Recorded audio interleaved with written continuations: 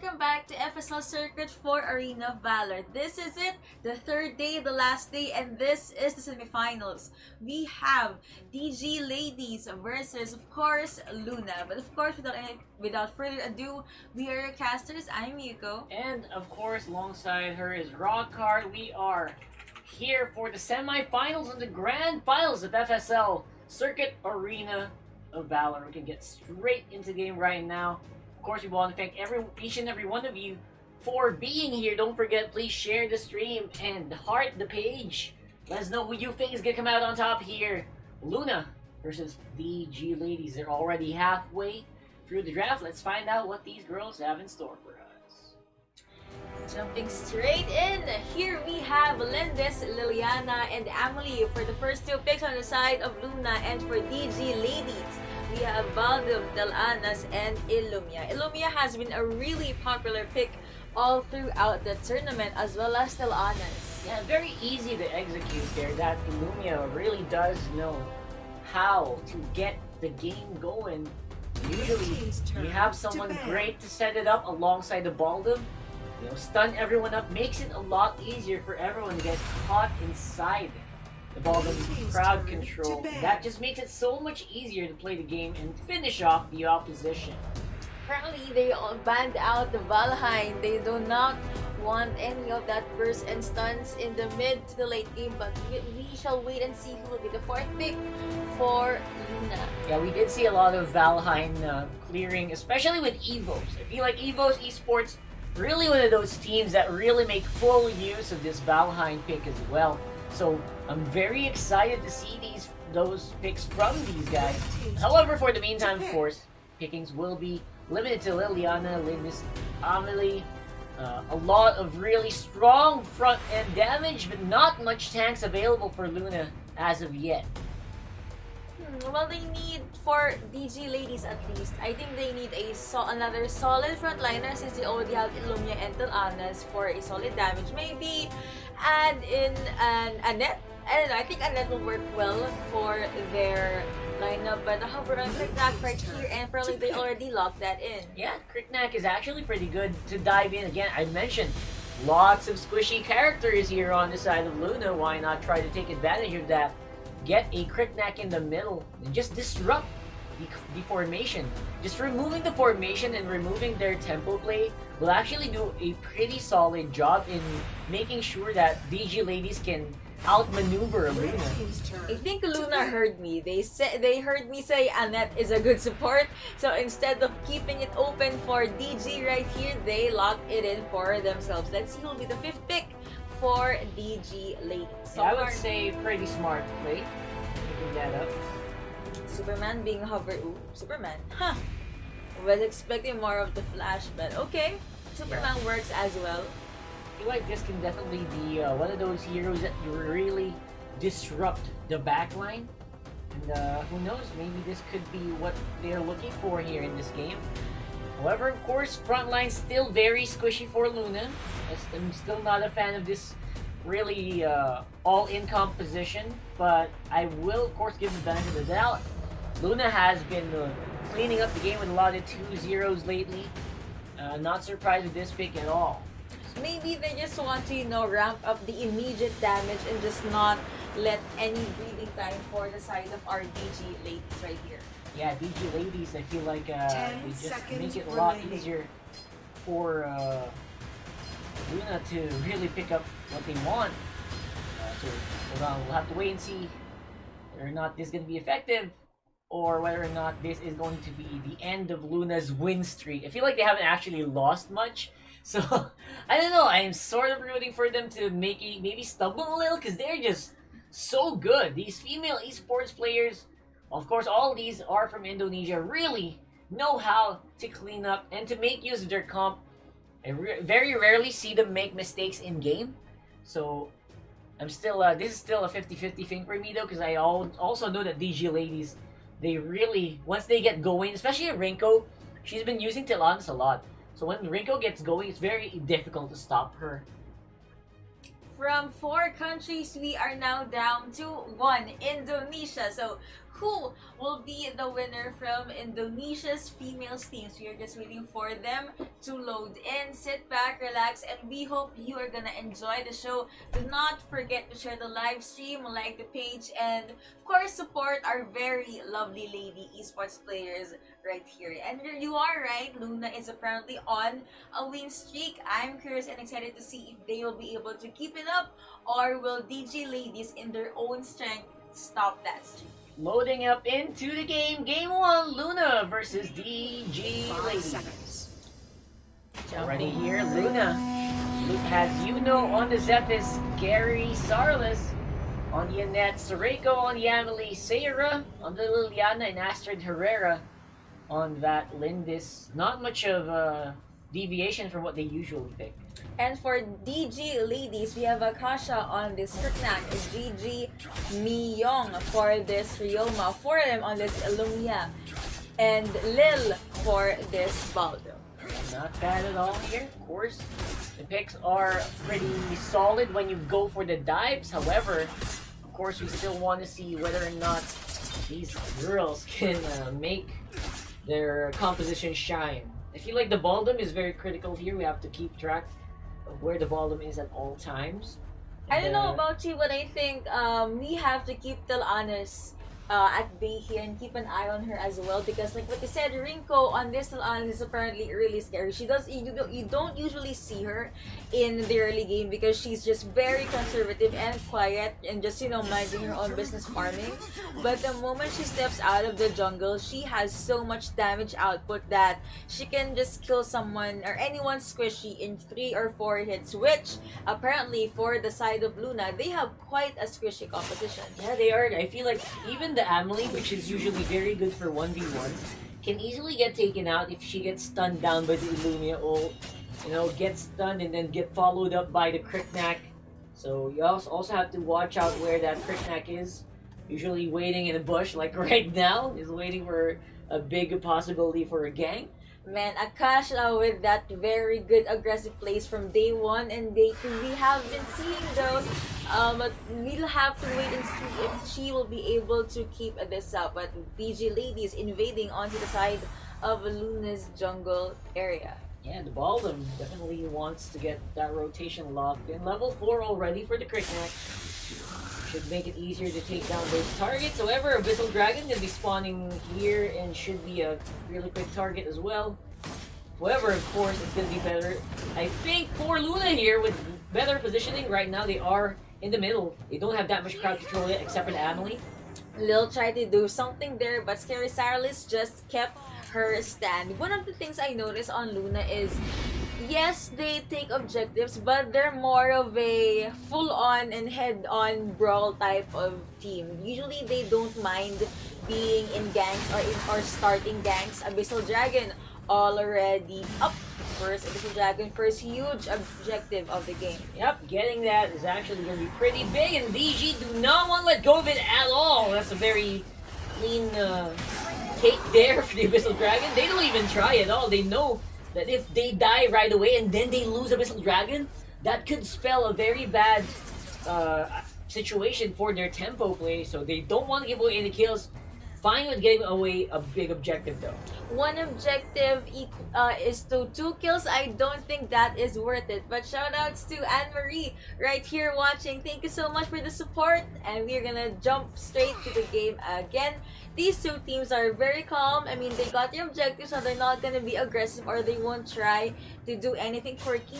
But I am waiting for Sierra to go online on this Liliana. Yeah, still a long way to go. However, of course, that Annette Scary Salis really just doing her very best to provide vision. Make sure that Astrid Herrera on the Lindis doesn't have a hard time farming. And that's basically what the team of Luna here is trying to do. However, the mid lane gonna be 2v1 here. That's a very scary situation. Illumia ultimate almost caught on to Sayra. Makes it out just in the nick of time. Stun did not connect, but Scary Cyril is finally rotating over to the mid lane. I'm actually waiting for Soreko to wait. First blood going over to DG ladies. That was a very smooth and quick gank at the top lane, and they were able to take down one top lane turret as well. That's the power of the Ryoma. Very quick on the damage output there, especially for towers in the early game. As long as he can get in range, he can do a lot of DPS. And it's very difficult to go toe-to-toe against him as well, as long as he can get those spear hits landed. So I've been looking at Luna's composition. I guess one of the heroes that can keep the honest at bay is, I guess. Wait, 1v1, but will Sierra be able to get away for them is right there, but the stun did not connect. And you know, along with Scary Side is apparently already here. Two people at the mid lane. They were able to protect this Sierra. Are they gonna give it a go? I mean, they could try and at least catch someone or take someone down and just back away. Yeah, you can really feel Akasha itching to dive onto someone. Sarah should be one of those prime targets, but they go for the safer objective instead. Going for the Whistle Dragons already have only Scary Salas here to contest. I don't think it's going to be enough. Going for the Whistle Dragon, second dragon for the game. 5 minutes in and Datalanas is already confident. She doesn't mind joining team fights, but that is the second Abyssal Dragon being locked onto DG Ladies. Luna being kept at bay here. They haven't done any solid rotations or haven't done any solid pickups as well. Yeah, Sariko looks like she's starting to really fall off here against the Ryoma. Oh my god, that's some pretty good damage. Didn't even do much yet. That was just one spear hit. Very scary. So right now they're trying to just not fall, like not get picked up by the Baldum, not get picked up by the Illumia Ultimate, and they don't mind. I feel like they're just taking the blows whenever they go. Oh, Sierra gets thrown out, but Scary Salas gets taken down, and two people being stunned right here at the mid lane, but they were able to quickly disengage. Luna, they are playing relatively safe right now since they are waiting for their damage to just ramp up, but seems like DG Ladies applying a lot of pressure onto the map. Rico just here at the bot lane as well, clearing out the minion waves. And they're really getting the short end of the stick here on the bottom lane. That was a very nice dive. I actually didn't almost see that. A really good dive there by DG Ladies bottom lane, really suffering a lot. Akasha's aggression apparently is now paying off. A little just saying hi to the buffer there could take it away from Luna, though. Sierra still taking her time to run. To stop as well the composition of DG Ladies from diving too much. I feel like they're usually doing a fine job, but still they don't have that much damage as of yet. 7.5 minutes in the game. We still don't know whether or not DG Ladies are going to really snowball, because I feel like Luna, they're waiting for something. Maybe they're damaged or maybe they're waiting for DG Ladies to just make one mistake. I mean, DG Ladies is spread out most of the time, so Luna, maybe they're just waiting for that really good pickoff, but they just can't give it a go because, like what you said, they have a squishy lineup and they don't have any solid tank. But third, Abyssal Dragon being confirmed and being locked down by DG Ladies here. Yep, Akasha doing a really good job on the crit knack, by the way. I'm a bit surprised. I don't think he's died yet. 3-0-0. Crit knack, really what you want as a stat line for someone who just dives in all the time. And to think that for now, they only have 3 kills on the board and all of the kills are made and from Akasha. Exactly. Akasha right now, we have to watch out where that damage is gonna go. I think that will be absorbed, but no. DG Ladies, they're playing very conservatively. Hesitating. Making sure that they don't give away a kill. They don't make a mistake. Scary Salas, that's a lot of damage being absorbed.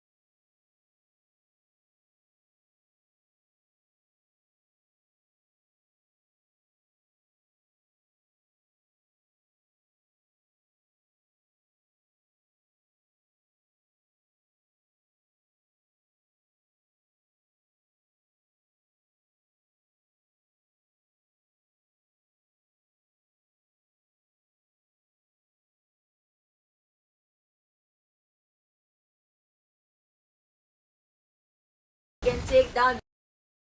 Waiting for that proper push, and now Luna's base is bare. Just one good setup from DG ladies. That is the only thing that they need and are waiting right now. How long can you wait for this composition to go online? I feel like they're just waiting a lot longer than I thought they would. And in the end of the game, they don't engage in any team fight except for maybe this one. Lil actually got caught out there, but of course, DG is right there. Illumia on has the pop until Alas is just in the backline. Look at that damage. Alpha Sheila secure onslaught going over to Akasha. But DG ladies, they are not gonna stop. They know they have the damage ultimate going over to Tel Anas, and now they're just targeting the crystal. Shut down for the side of Luna though, but DG ladies still able to bag that game 1. They don't mind. No kills. Apparently no kills. No, someone died. He got shut down. Akasha got shut down in the end there for DG ladies finally. But in the end, the win is going over to the red side squad. Of course, that's 1-0. Don't forget, this is still going to be a best of 3. So it's not really suffering that much as of yet. A lot of stakes here at the semifinals, and like what we've been saying, Luna was waiting for something. They were waiting for that opening, I assume, but DG ladies, they just did not give that breathing time or open time for our very own Luna. I mean, they stormed that game 1. They were rotating as much as they can. In the early game, actually, they were quite equal. But I guess it's Akasha's aggressiveness. First triple kill, not triple kill, but first 3 kills into the board. That's the moment that DG ladies actually snowballed. And like what we said, the Rinko on this Tel Anas, man, you didn't see her in the early game at all. She was just, clearing out their jungle area. But the moment she stepped out, boy, she was able to take down a turret in 5 or 6 arrows. I mean, that's also the beauty of that Cricknet pick. Like we did mention, I mean, we talked about it even on the third pick, right? Just the third pick, this composition is just so squishy. Easy to dive, and very difficult to stop the dive whenever someone dives on the Luna comp. So I feel like Luna, they just really needed one more tank, and they just did not do it at all. They just got outdrafted there. But of course, this is the best of 3. It's not the end yet for Luna. They still have one last game, one last hope. So we're gonna wait for the lovely ladies to load into the lobby and jump straight into game 2. I hope you guys are enjoying what you're seeing. These are all girl team, lovely, strong AOV players out there from Indonesia. This is semifinals. Next series will be semifinals as well, but for our third series, it will finally be the grand finals. That's right. Again, very, very soon, this day could be over if Luna keeps playing like that. A quick look at the bracket, by the way, so you can know which teams will be playing today. It's going to be Luna, of course, versus DG Ladies happening right now, with DG Ladies head by 1. Evo's Esports and GGWP Ladies will follow soon after this. It's going to be very exciting to see if, of course, Evo's Esports and GGW Ladies will be giving us another good game. But so far, this one really turning out one-sided. Hopefully, Luna can come up with something new to counteract what the DG Ladies are doing. A very aggressive draft for these girls. And I hope that new thing is going to be reflected in their draft, because they don't have a solid tank there. Maybe they thought if they can go full-on damage and snowball in the early game, things will go to their favor. But again, Akasha with that Kirknack, super aggressive rotation. So you know the drill. They just stomped all over that game 1. But of course, we will wait and see what's gonna happen. What will be the new tricks for Luna? Also, DG Ladies and GGWP Ladies, are they under the same org or something? I think, because they both have ladies, right? I'm actually very curious about that as well. Hopefully we'll find out later on. Maybe we can ask about that. But so far, I feel like it's just so easy for DG Ladies as well to just get the tactics of GGWP. GGWP was just so good as well whenever we get going. So hopefully we can get some of that later on here. Some info about that later on as well. We'll tell you guys, right? We're just gonna wait for intel on our higher Yeah. ups if ever they do know. So again, share the live stream, invite your friends, and if you like this game, if you like what you see, download the game Arena of Valor on Yeah. your phones. That's right. So far, we're gonna have to wait and see. There you go. Feel like that's what we wanted to find out. We are actually very close on the draft here. Are you ready, Hugo? Are you ready Let's to jump straight in. check Let's out go. the draft for game 2 here? DG ladies on the blue side, Luna on the red side. Right? Lindis and Illumia being covered right here. Battle Anas is the first pick on the side of DG ladies.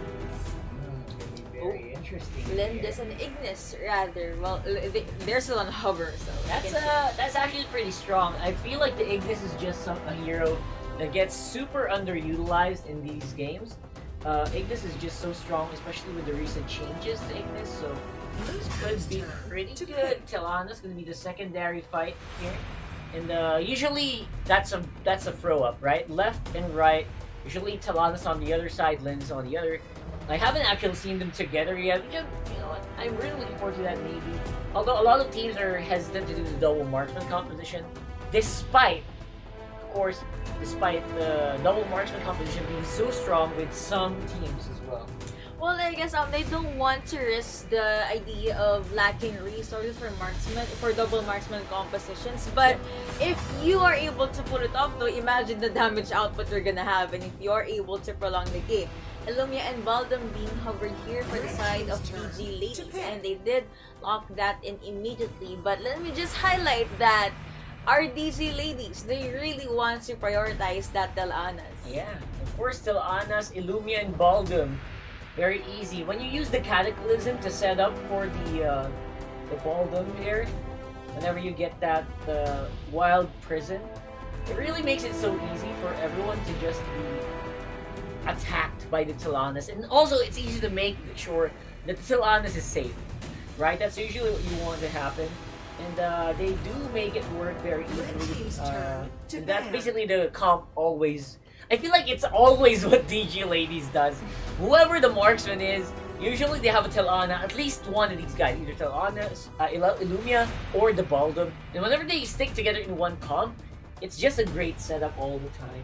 The game is protect and wait for Telanas to go online, I guess, for DG ladies. With, of course, Akasha just bursting down the enemies ahead. Scarisaralis, though, hovering and locking over this arrow.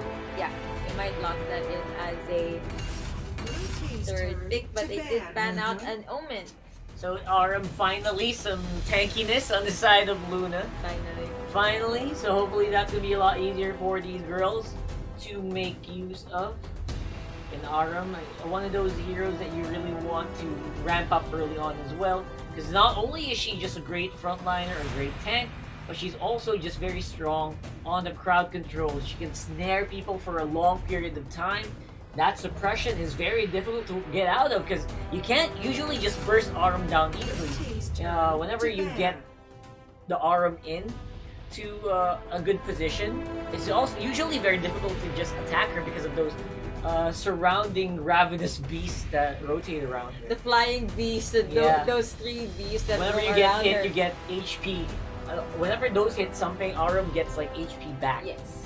So usually she's also very tough. Although she was a lot softer compared to where she was before, she still is one of those viable picks in the tank. She still has this very solid sustain, but Yarsi being banned out from the side of Luna right here. Let's see who will be the next. Wait, did DG ladies miss a ban?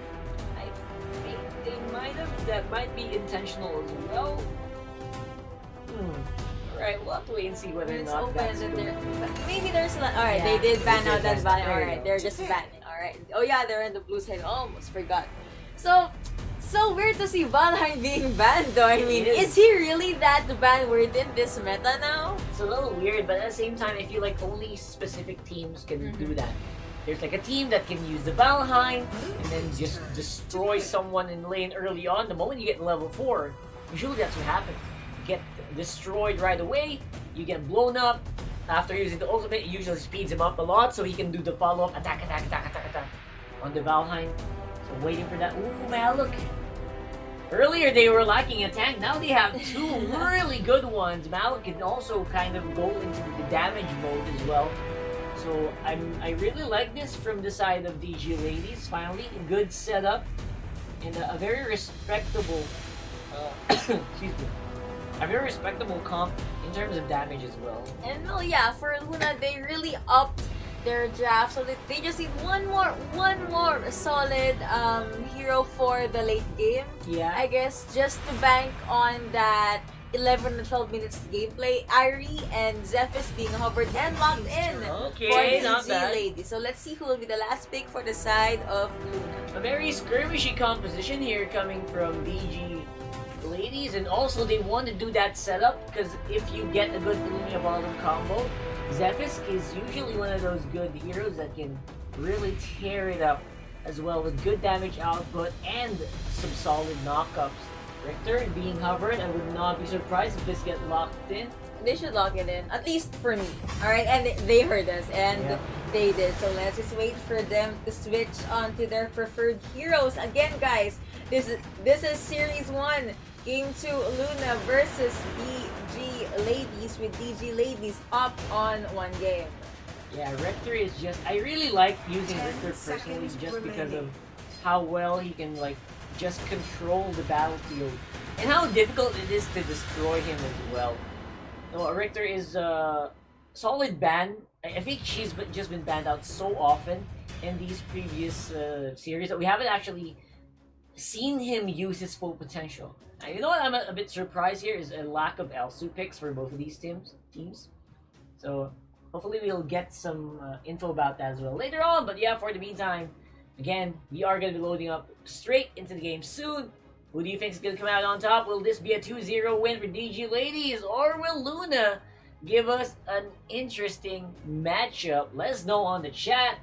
Who do you think is going to win? And who do you support? Which player is one of your crushes? Let us know as well on the chat.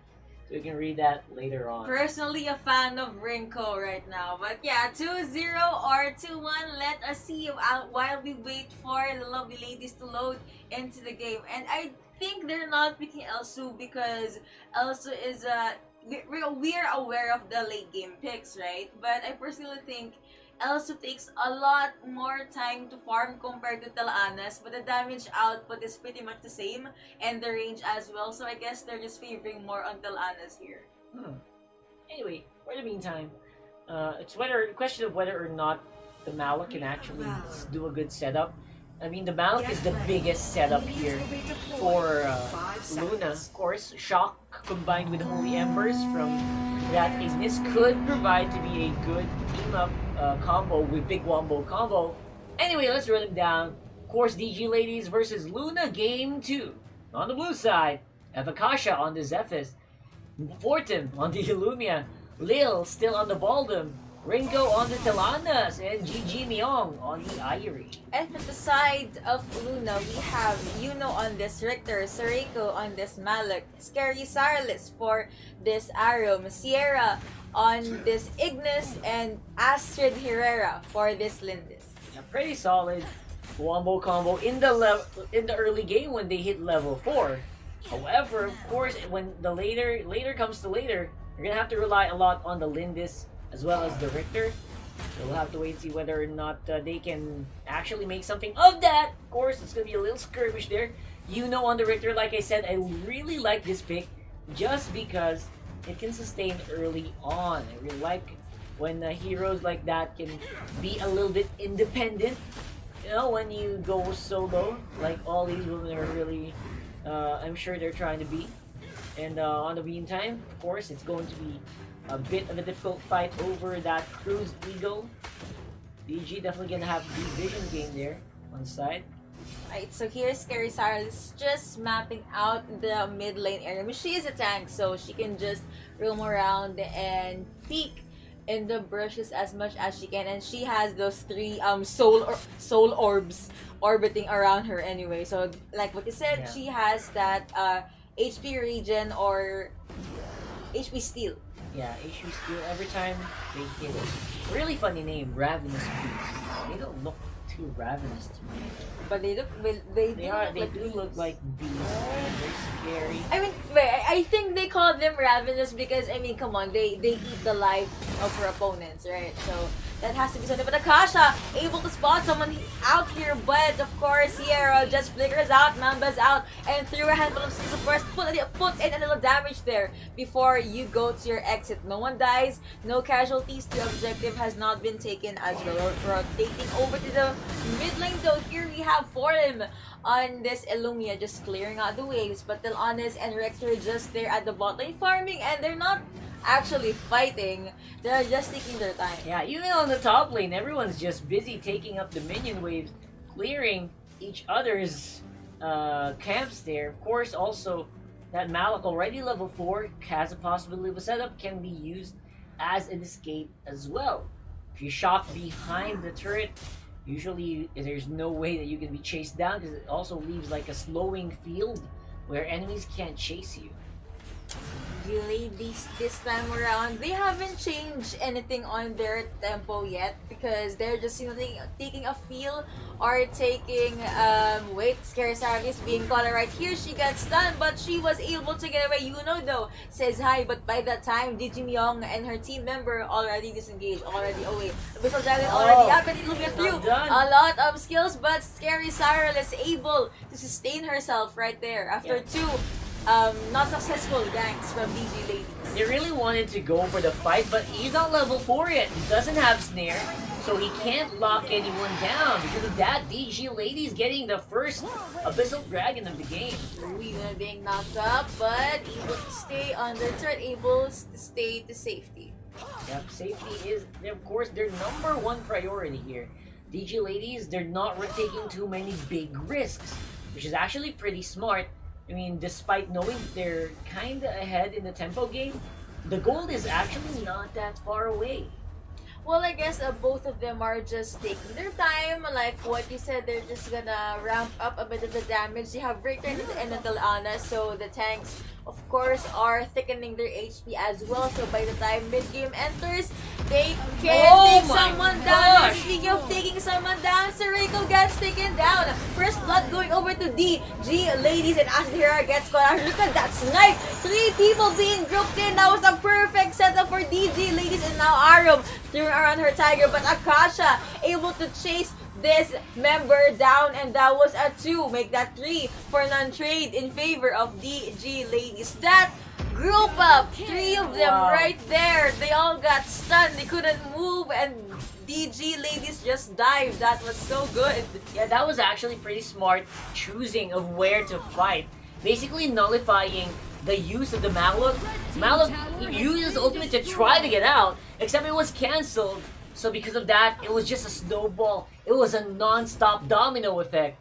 Everyone just fell apart, especially that time when they got compressed in one area.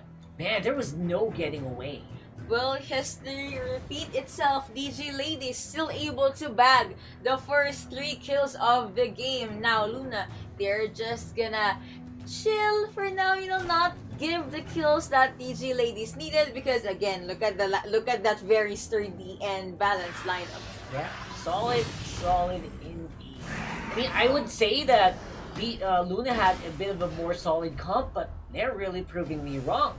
They show that, you know what, we have a Malak, we have an Aura, but we haven't actually seen a solid Aura pick yet. And because of that, DG Ladies gonna get another Abyssal Dragon here on the bottom side of the map. They saw that Luna, or Aram rather, was just rotating over to the mid lane, so no one was actually eyeing the Abyssal Dragon, and they just took it out for themselves. I like how disciplined our ladies is here right now. I mean, they're not forcing anything, but they do want to go with the objectives. First, Scarisardis gets stunned, gets seen as well. Look at the 4 people! Illumia being able to take down Scarisardis, and Sareko not being to do anything. Look at that, the life bars of Luna just going down bit by bit. Sareko trying to get away, but Akasha is chasing her down and basically just eating the life out of that hero. Life steal though, able to sustain. Will they give it a go? Apparently, so she damage. gets bursted down. So much damage indeed. Luna, who was that? Gosh. I think that was Sierra. Was late to the party, not able to save her teammate. the bottom lane, of course, people are still pushing, especially with the help of Rinko there. So aggressive. Like I said, till Honest, usually you want to wait up to 10 minutes and onwards for that till Honest to really matter, but they're getting a lot of the gold so quickly here. They even want to go for Darkslayer at 7 minutes in the game. They don't care. I mean, they're confident. They know quick. they have enough damage output, and they don't want to give a very crucial objective over to Luna. So strike while the movement is hot for them. Zoning out Scary Cyrillus friendly. That is a lot of damage that Scary Cyrillus cannot sustain or even withstand. Yeah, looking really bad here. Of course, even their main tanks cannot actually last long in the front lines, and forcing everyone else to just play so safely. They're basically just watching whatever the DG ladies have to offer.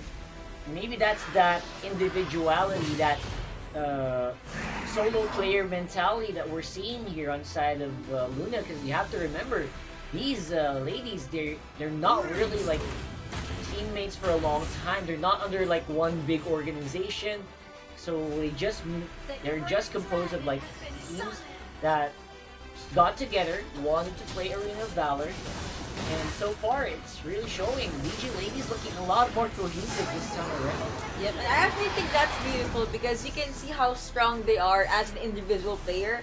So if they are in sync, imagine the ruckus and the dominance they can show in the map. And speaking of dominance, oh no, Scary Cyrillus being stunned there yet again by Illumia, and Akasha's damage output is something you do not want to overlook. DG Ladies, they are waiting for the proper time to strike. They're just gonna clear that wave out with the Drake at the bot lane of Luna. Trying to see if he can stun someone there with the charge. Of course, not gonna be showing anyone here. Drake will go down, so that's a good thing coming in for Luna here. However, they are giving away a lot on the top side of the map as well. Two members able to clear out the top lane turret, and they're rotating over to the mid. We might see a very good initiate or gank here, but there was no follow-up after Illumia's first skill or her stun. Yep, Sareko as well, not really committing that shock anywhere else, making it hard for Sarah to follow up on her own. Knock up by Akasha as well. Sareko making a run for it. Irie Ryu into the middle of the fight. That connection was really cool the moment Akasha jumped in. Gigi Myung and of course Forta was actually able to follow up the stun. No one catches there, but Rinko just clearing out and taking down that other bot lane turret. Look at that turret going down so quickly as well. And a lot of damage already from this Tilanas. At 10 minutes in the game, I thought it was 12, it's only 10. 3 women stunned there at their very own base, Luna. They just need one good clash to try and turn things around. 6-0 so far, and I don't think they can dive on the Rinko anytime soon. Look at that buffed and very strong frontline. I mean, it's hashtag protect Rinko all day. Yeah, very scary Rinko right now. Of course, for the meantime, Akasha also on the other side of the map, trying to show her presence, her dominance on the field as well. That Darkslayer gonna be spawning right on time, and DG Ladies, they're waiting for it. Akasha gives it a start, and this will be a very fast Darkslayer take, unless Luna will try to do something about it, but I don't think they will. Yeah, very unlikely. Darkslayer goes over to the blue side team once more, gets that goal lead up to 5,000 for DG Ladies. They are storming the map right now, and Luna just forced and just cannot even leave the comforts of their very own side of the map. They are trying to clear out the waves though, and DG Ladies even starving Luna from their very own farm or jungle. Quick Abyssal Dragon on objective. Even that Cruise Eagle is getting a lot more vision, makes it even harder for Luna to walk out of their own jungle. Drake being summoned right here and responding at the bot lane side of Luna. So this could possibly be it. If they get 3 or 4 people down on the side of Luna, DG Ladies could end this game. Yep, bottom lane is going to be a big point of power here. Irie on the top side as well. Could be close. Lil tries to go in, gets in a position. Will he use the ultimate? Apparently not. Top lane though, Irie still pushing Rinko on the bottom as well. Gigi Miyong trying to stick to the top lane right there, but she does get spotted. Luna's base is now officially open. Look at that too! People stand super blue super base are already being spawned, but the perfect ultimate from Illumia knocks up for Days and Wrinkle just at the backline. Look at the damage she is dishing out right now, able to take down this Aram and DG ladies. They are on a roll. Double kill going over to this still on. As of course they're gonna rotate over to the mid lane tower with the Drake. It's still up, it's still right there, and they're gonna bag game 2, and they did. GGWP to DG ladies. 9-0, 12.5 minutes into the game. DG ladies will be winning this one against Luna. That was a very, very fast series. Very quick indeed. Very impressive. The way that the DG ladies actually just made it so easy to dive. No one died. So impressive. I cannot believe no one died in that exchange with DG ladies versus Luna. Such a impressive performance. Very promising here. DG ladies are your first finalists for tonight.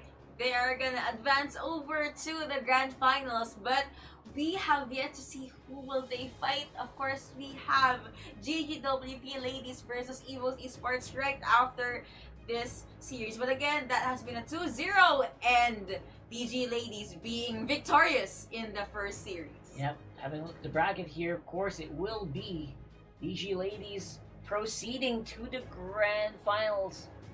We're going to be very exciting to see whether or not Evo's Esports are going to be the ones to take that away, or will we see DG ladies become the champion here of the FSL Arena of Valor? A lot of questions are probably rotating in your mind, but of course, do not forget to like the page, push on that notification button, and like our very own FSL page. That's right. Again, for the meantime, we will be back going on a short break. Hope you guys are ready for the grand finals later on. For the meantime, Evo's Esports versus GGW ladies. I'm Rockhart. And I'm Hugo. Sit back, relax. We'll be back after a few minutes.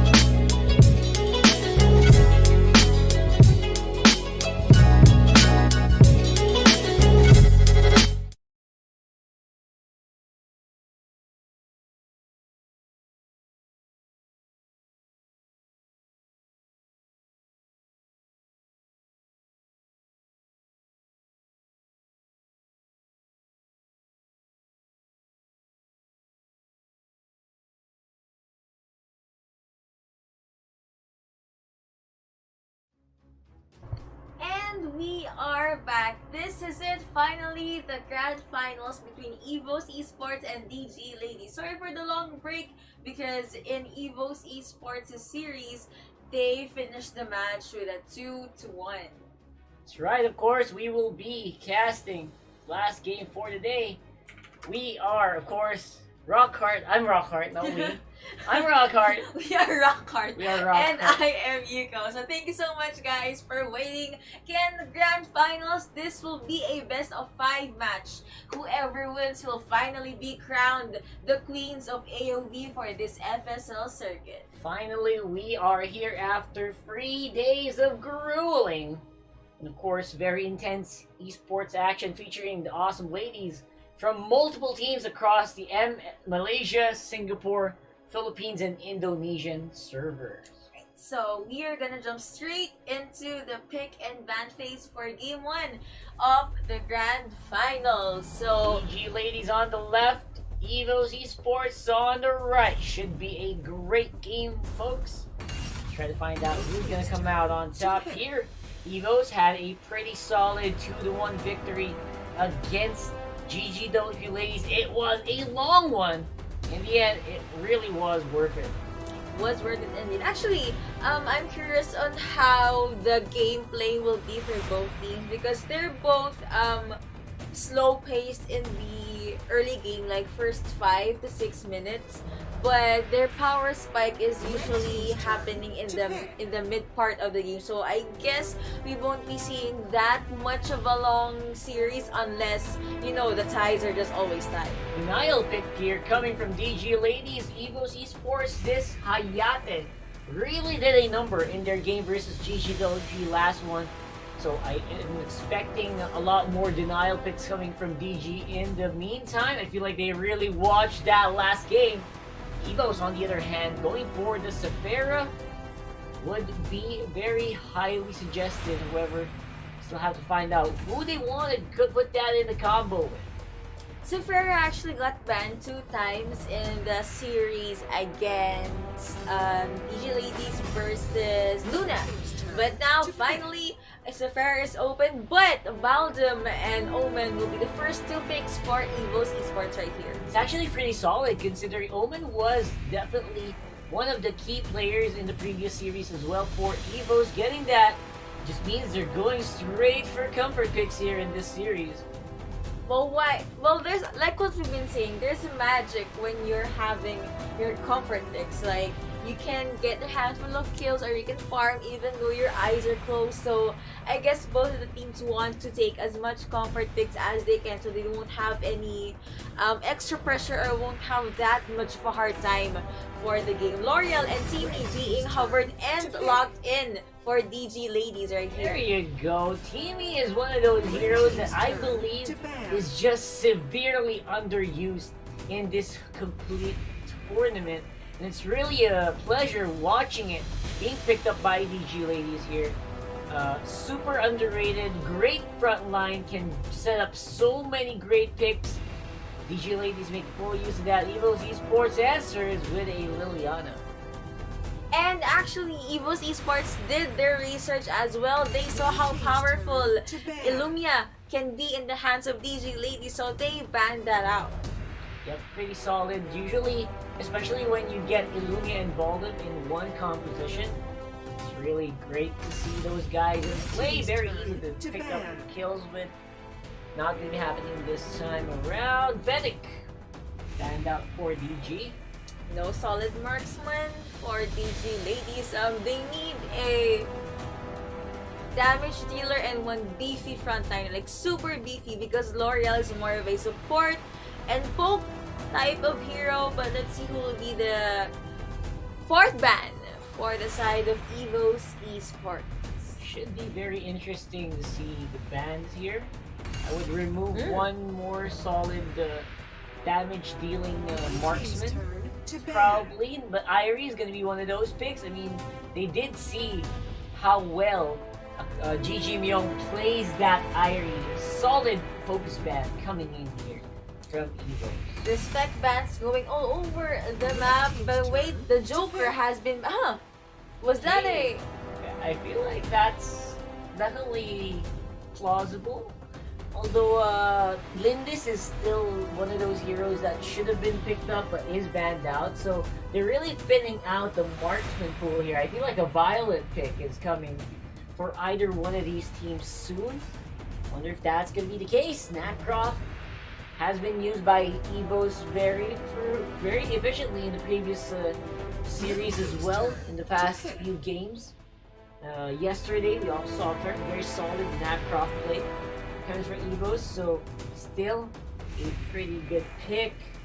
However, can be answered usually by strong crowd control. I'm hoping for some really good ones. Alistair, one of those big picks as well. We're waiting here. Malloc is open, I guess, if DJ ladies want to pick that up.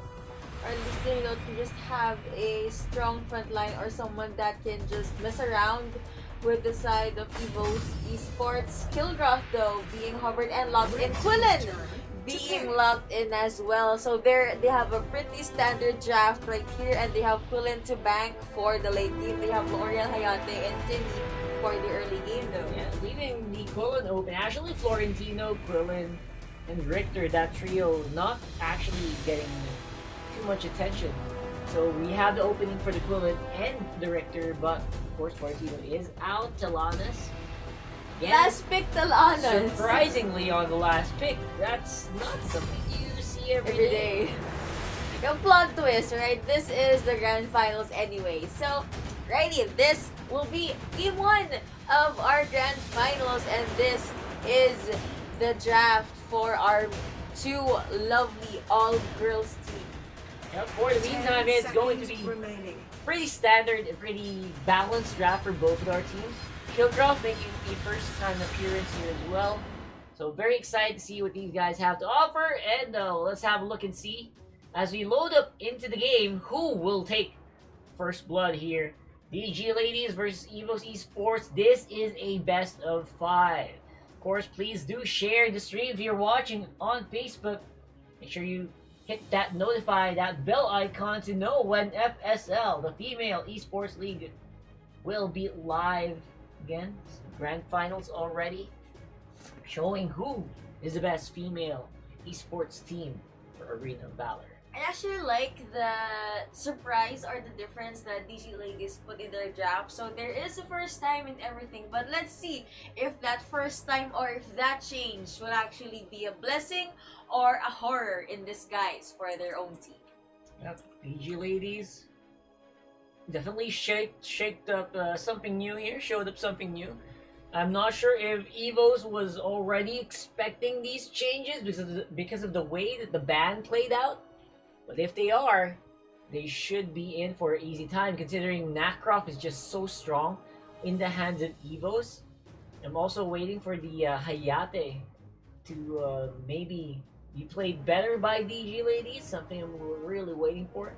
So either way, it's going to be up to whether or not execution can be great in terms of having the Kilgroth in the comp. But for the meantime, let's have a look in the game. First one, DG Ladies versus Evos Esports. We are jumping straight into the game, but one of my thoughts and concerns about this though is Evos Esports from day 2, we noticed that they have a very solid 3 or 4 woman rotations, and DG Ladies tend to be scattered around in the early game. So maybe they're gonna try and change that or make a run with that, but maybe DG Ladies has a different plan in mind. Maybe they think they can actually go up against the members from Evos Esports right here. That's right. Speaking of the members, on DG Ladies, Akasha on the Quillen. For them on the L'Oreal, Rinko, Hayate, GG Myung on the Kilgroth, Lil on the team. But wait, Lin says hello to GG Myung right there as they're trying to invade. But Lin says, no, this is my farm and I will try to clean out my own jungle crew. GG Myung down to the last 2 bars of her health. But I mean, she wasn't supposed to die there, but what Lin did was enough to just zone them out. That's right. And zoning out is what Lil does best on the team. That's why I really like this pick as well. For Evos, Lin on that Omen, Tazzy on the Natcroft, Rivalda on the Baldum, going and charging in on Akasha right there. Gonna be trying to see a lot of damage. Just try to steal some camps. Pixie on the Tilanas and LW on Liliana. Wait. That's Lil. Yeah.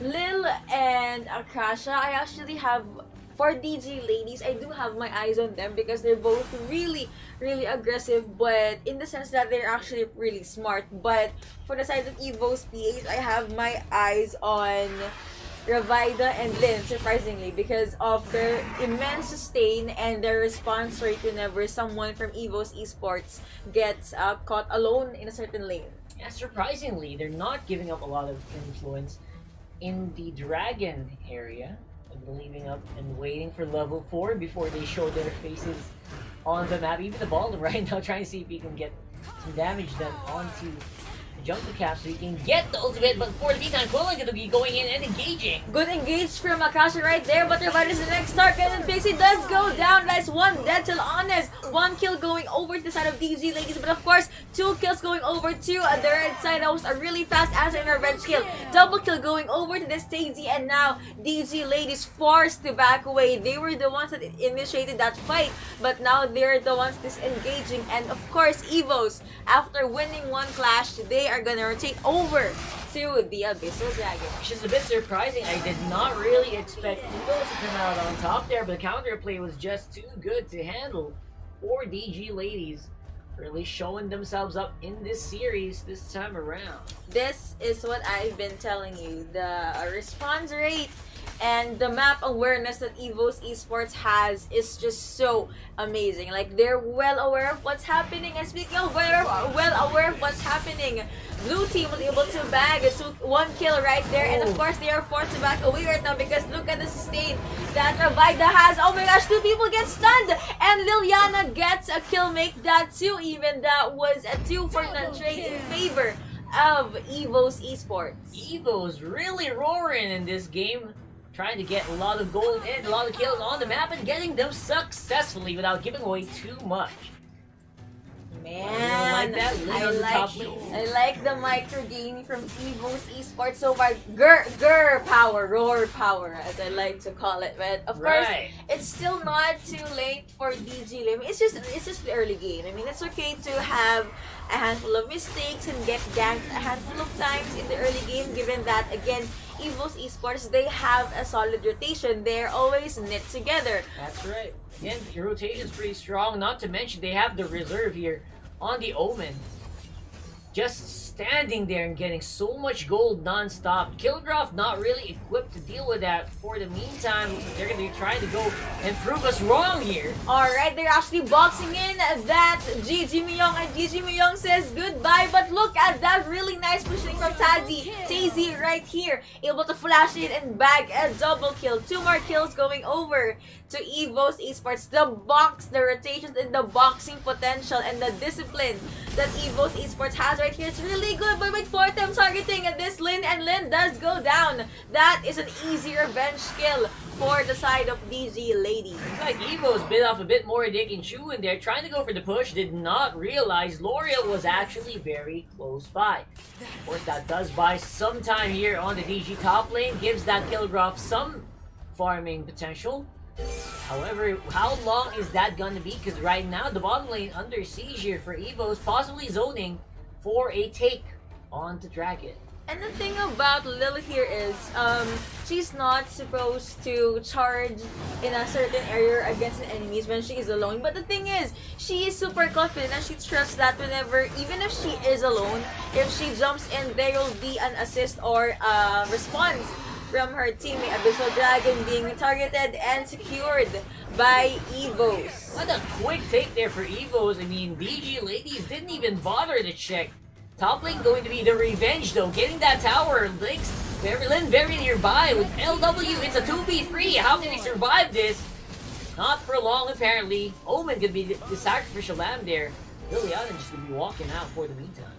Yep, LW forced to get away there because of course she did not want to risk her life. It's better to, save yourself than risk a double kill for the enemy. LW gonna rotate over to the mid lane, but here we have Pixie just minding her own business, just farming, just taking her time. Yeah, everyone just be setting up camp once more around the Dragon area, maybe try to get that Cruise Eagle on the bottom side of the map. Hayate again, one on the docket. Lots of damage, but not really making their mark as of yet. It's very difficult to go near. Unless, of course, Bill is high HP and just gonna risk it. Look at that. That's the damage. Has a placement. Will be able to make it out live. Ballum in the middle of the fight under tower. They are taking it like a boss. They want to still give it a go, but of course LW is now right here. Their sponsor right now when she is charging, but 2 members from DG Ladies able to get away. That was enough, honestly, getting 1 kill and then going away. But wait, there was another kill from, I think, the mid lane. Gigi Myong goes down and... Yeah. Actually, that was on top. That was on top? Yeah, right there, Gigi Myong. I said top lane. Oh, you said mid. Anyway. I said top. Anyway. They could not turn that into another turn. But of course, for them and Akasha right there, chasing down this Daisy and LW trying to save her teammate, and apparently she was able to do so. Bottom lane though, Pixie just not joining the fights yet. This Hayate, this is one of the reasons why you pick this up. You clear the wave so quickly, and you'll always force the enemy to just catch that minion wave, or else it will go to the tower, right? So right now, because of that, again, Pixie just has a lot of free time on his hands just to get some of those minion waves, while the rest of DG, they're trying to see if they can get their eyes on the Abyssal Dragon, which will be a little bit more difficult now that the Cruise Eagle buff can walk around and spy on them. Force reset onto that Abyssal Dragon. Alright, both teams are actually going pretty chill now, but of course, things are just starting to heat up. Evil's esports though, I think they have the map control advantage because they're the ones being more aggressive, but with the Ladies for them tries to target that Pixie, and they were able to catch her off guard, and of course Ravina trying to save her very own teammate, but they were able to get away now. Abyssal Dragon being tapped. What are they gonna do? Are they gonna go with a objective? Apparently they're forced to do so, but for them, last 2 bars of her health gets jumped in by Tazy, but Tazy backs away. Yep, it's gonna be the Abyssal Dragon on the side of DG. Will this be stolen? Big question here, and it will be secured for them. Once more, a great initiative play. He was the first one to start that off, and he was the one who ended it. Gets the dragon in. Some pressure back on the DG ladies. Slowly but surely, our ladies getting the advantage and the command that they needed. LW says hi. Lil is apparently alone here in the bot lane. Backup is just a bit far away, so Evo's Esports is just gonna clear out that wave, and there is a pause. Waving up here again, currently 2,000 gold ahead. Evos, they're pretty solid on the pickings here. I like that. They're able to use that Nacroft its full potential. Same with the Baldum. He's not necessarily getting the pickoffs that he needs, but he's doing the zoning. He's getting everyone scared of that big ultimate deck we have. So that's giving Evo's Esports a lot of edge in the team fights. And honestly, I think that's enough. I mean, it's not all about the base, the kills, and of course the other things. You'd want to prioritize the pushing advantage and objectives, especially the turret takedowns and clearing out the jungle camps of your enemy side of the map, because that means you get to have the gold and the itemizations that you'll need. So by mid game, the power spike will be high. Yeah, again, that's all that matters here for Evos. That's usually how they play anyway, relying on late to mid game to just really close it out. They don't want to storm you right away in the early game. They wait until those moments where it's very micro intensive, it's very reliant on your reflexes, and that's just where they shine. Alright, Tazy was able to catch Lil off guard, but apparently they were able to they actually overextend there, thus creating a kill for DG ladies after bagging 1 kill, which is a Ravida. DG ladies rotating over to the mid lane to maybe try and at least get this mid lane turret, and they're able to secure, ignoring Evo's Esports altogether. They're just gonna go with 100% objectives. Very promising. Bottom lane can also be an easy kill. Good thing that Tazy knows what ultimates are out, not even trying to go for it, despite that should have been a quick 2 kill, but they don't mind. They're just playing conservatively. They know they're still in the lead. But not by that much anymore. 2 people were actually stunned there, but there was no follow-up, so we're gonna go back to the normal a bit of a conservative. We're trying to get a feel of the map. DG Ladies waiting for a proper stunner, at least lockdown for Evo's Esports. Lin just clearing out the camps here. No one's touching that huge objective yet. They don't want to give it up without a fight. Yep, Liliana, of course, going lower and lower in the priority here as time is passing by.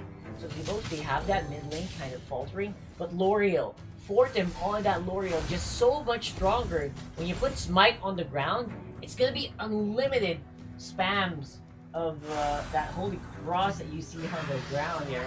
So usually it does end up. You know, it's funny thing that the name of the cross is Wheel. Oh, I just found that out. It was really funny. Anyway, unlimited dashes, unlimited crosses on the ground. It really is so powerful. Blinking left, right, and center.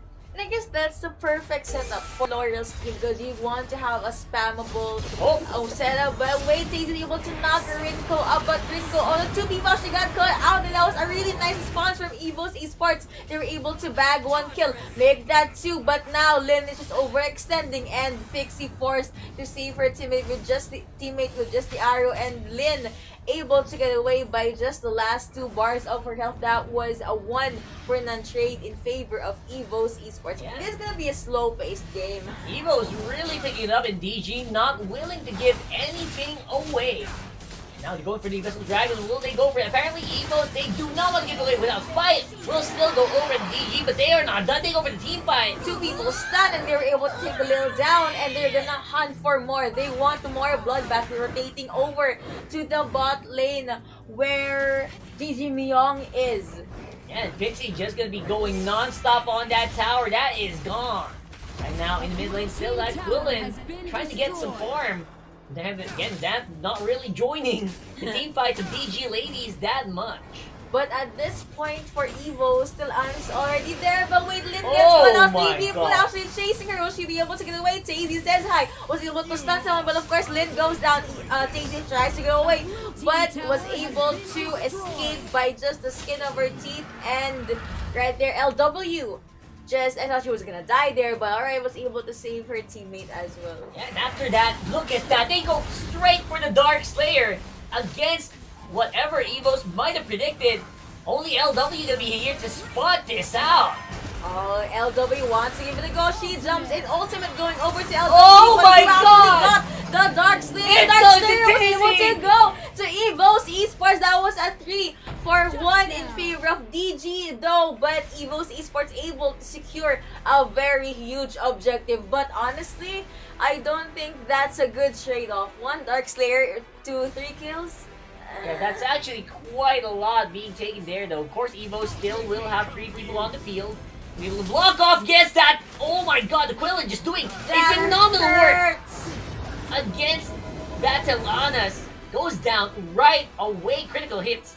And this is why this always gets banned out. This is why she gets banned out. This is why Akasha Look is at not those. allowed Oh to my even God. hold down. You were right. She was quiet up until like the 12 or 11 minute mark, but now she's right there. And coincidentally, she targeted Tilana. She was able to demolish the life bars of this very strong marksman. Yeah, the one who usually deals with heroes like the Quillen, Owen just right on the top lane, not really joining that much as well. Mid lane though is going to be the primary focus as that Drake already making its way towards the outer turret. Alrighty, spawning over to the side of Evo's Esports. Oh, someone gets on at the mid lane, but apparently they're just targeting that Drake. That's honestly a quick takedown for the Drake though. Yeah, really quick and efficient. That is the power of the Quillen. Go 1v1 versus Daisy. He knows he can't handle it. Walks on out of there unless LW's there to say they're 3 3v1. people was able to see Akasha right there, and Akasha does go down no matter how strong you are. If you're up against 3 people with complete skills, you're pretty much a burnt toast. Yeah, Quillen is very strong if he can unleash that barrage of critical hits, but if he is crowd controlled to the ground, lifesteal doesn't matter, damage doesn't matter. That's exactly what DG did.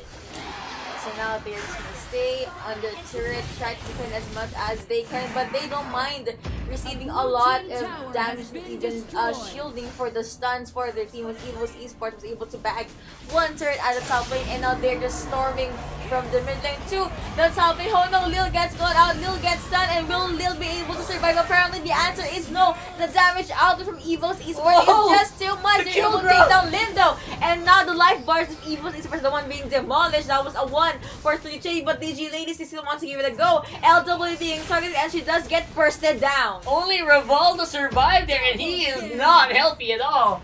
Man, DG Ladies showing up strong against Evo's Esports. Ultimate going over to that Rinko. So patience is indeed a virtue. They were waiting for Omen to go online. They were waiting for that very good initiate from Rinko or Gigi Myung. Actually, Lil was pretty much a sacrificial lamb there.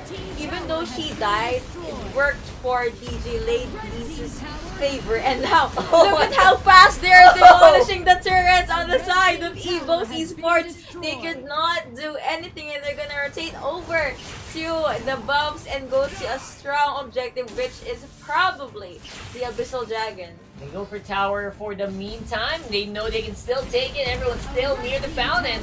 And after that, they make their way towards the enraged Abyssal Dragon. So this is gonna be a quick take since Evo's Esports. Wait. Alright, I thought they were gonna steal it again, but alright, that's one more objective for DG Ladies and Crash. That was so close. Life steal for days though, that was so fast. That's power of the equivalent. Critical lifesteal can basically hold your own as long as they don't have that much crowd control to stop you. Speaking of stopping, this is a bad place to stop. Valor stopping 3 members, 2 members of DG, slowing him down, but not doing that much damage. The last fight will be the next fight will be the last fight, because whoever wins that will probably bag the game, because if DG Ladies is able to win that, they can just storm in the mid lane. If Evo's Esports gets to win that clash, they can storm at the bot lane of DG Ladies. But another objective onto the side of our ladies right here. Yep, everyone's getting resurrection items right now. So I feel like that's only going to make Akasha even more scary at this point, and even more aggressive than he already is.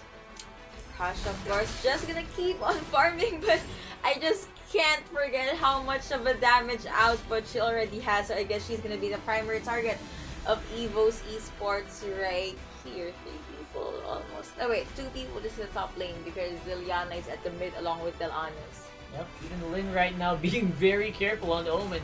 Usually it's very difficult to burst down Omen right away. Usually it would take about 2 to 3 members to do that, but right now it only will take 1. Either the Hayate, that GG Myung on that kill graph, so scary, is so big right now, or the Quillen again has invisibility, could sneak up on him. Kill That's graph happening right working now. well for them, but Lin gets slow, but Lin was able to disengage, and of course for them right here along with the Drake, their 6-man, 6-dragon. Yeah, there you go. Evos has to defend on top and mid, and the bottom lane could be gone soon. L'Oreal getting ready to go for the fight. Ravida really low on health. Honest first trying to dish out as much damage as she can, but will they be able to sustain though? DG Myung still, she doesn't even mind going up against 2 people there at the mid lane, but TZ at the front line along with LW and Ravida, they can't even do anything yet. They can't see the opening, but another blue tower being taken down by our lady. Real bad here. Next one again, clearing out the base of Evo's Esports. This game going nearing the 20-minute mark. Items look really scary for the DG Ladies, putting up a real even fight here. Whoops, alright. Man, the waiting game is just too long for these 2. I mean, DG Ladies, they don't want to overextend because they know that one wrong mistake can cost them the first game. And for me, right, in every best of 5 series, the first game is important because that's the team that will get the momentum or the morale to try and storm out in the next few games. Yeah, that's gonna be whether or not Evos can hold that mental fortitude as well. GG Myung waiting. He goes straight for the Telanas. No assurance needed, and look at the lifestyle and the sustain that they have. Apparently, she was forced to back away. Someone from DG Ladies, that was Akasha, actually got bursted down, so that is one member from DG Ladies down, and Evil's Esports could use that to their advantage. However, this could be a big take on the Dark Slayer as well. Let's have a look to see how fast it's going to be. Apparently, no one is going to be there to contest 14 to 14 on the kill score, and DG Ladies ahead by about, say, 2,000, 3,000 gold. Not able to steal, so Dark Slayer being secured by our ladies right now. Evos, look at that, Ravana is in the front line. Of course, with the Honest just at the back line. Daisy tries to hunt someone down, maybe even stun someone, but Lil's just mapping out the premises. Beautiful plays here from DG Ladies. Evos, though, they're still not out, not down for count as of yet. Spawning that Drake right there on the bottom. Leave it to fight. Leave it to walk while they fight on the top lane. Mid lane, Daisy also having a fun time with these minions. And she just wants to clear that as much as they can. Wait, here we go. Ravine actually got spotted out there, but I think that's an overextend for him. Of course, she had a sustain, she doesn't mind, and Lin trying to save her team against Ravida, and Lil is actually the next target. They are trying to take down the tank, but the damage out from Tilanas is really immense. Resurrection has been popped, but Lil, will she be able to get away? Apparently, the answer is yes. So much disengage and so much sustain. So much time being bought for the side of these two teams. Daisy, though, taking over this objective from the side of DG Ladies. No Drake coming over to our base. Daisy basically just on guard duty right now, while the rest of his teammates just lock in. I mean, either stage, I don't even need to look at it. Everyone is just locked and maxed out. It's a matter of who will make the next mistake. Just one small mistake and mean the world or even the game for them. For Evo's Esports, for DG Ladies, they could try and target Tilanas or Liliana first. But for the side of Evos, I guess they could go with... Well, L'Oreal is a solid support, so they're all about that initiative. But wait, Easy gets caught out here, and Lil trying to dive in against these two people. But wait, there are other people as well from Evo's speed, and they're gonna jump in. DG Ladies took out the damage output from this L'Oreal, able to take someone down the side of Evo's Esports, and they're gonna stop anytime soon. They are storming in the base. This could probably end the main damage is already out, and DG Ladies just storming, making sure that the death timers will last for a lot and that the life bars of Evos will get demolished. They're gonna bag game 1 for the grand finals. Congratulations to DG Ladies, definitely making a great case against Evos Esports.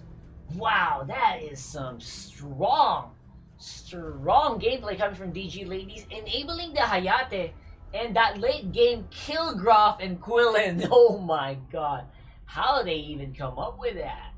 That game was so long and it just worked so well for Quillen. To be honest, I wasn't able to see the damage output that Ilanas had, but I think that's because the zone out potential from DG Ladies was just so good that Ilanas can't just find a proper position to try and snipe or arrow someone down. That's right. I feel like the sniping is just all that he needed to do, but DG Ladies just made it so difficult for the Tilanas to actually survive. And in the end, he was always the one being hunted down by the Quillen. That was actually, I would say, a very difficult feat as well. Because, again, Quillen, the power of that hero is not just on the critical strikes, not just on the lifesteal, but also invisibility. Whenever he wants to go for the engage, usually he gets the target as long as he sets his eyes on it. So again, that has been game 1 with our DG Ladies securing the first game of our last series for this tournament. But of course, this is a best of 5 match. We still have 2, 3 games left. Maximum or minimum 2 games. Yeah. So Evos Esports still not out of contention at all. For sure in this one. That was so good though. But I think it's just, what moment was that? I mean, there are a handful of times that Evos Esports was able to catch Lil, and they did target Lil a lot, especially Tilanas. But I think that's that's a bit of a wrong move because Lil was really tanky and there was still lifesteal. So by the time that Lil is down to the last bar of her health, other members from DG Ladies already there responding, like the one in the mid lane wherein Anas got taken down instead of Lil being taken down. Yeah, I feel like the Anas just worked wonders in the early game, but afterwards, time went on.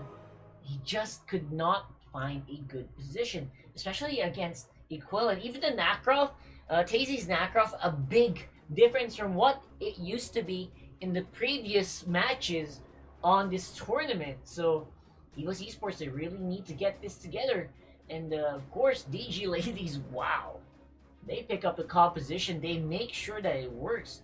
And they're not showing any signs of slowing down at all. That was very phenomenal. But of course, that was just game 1.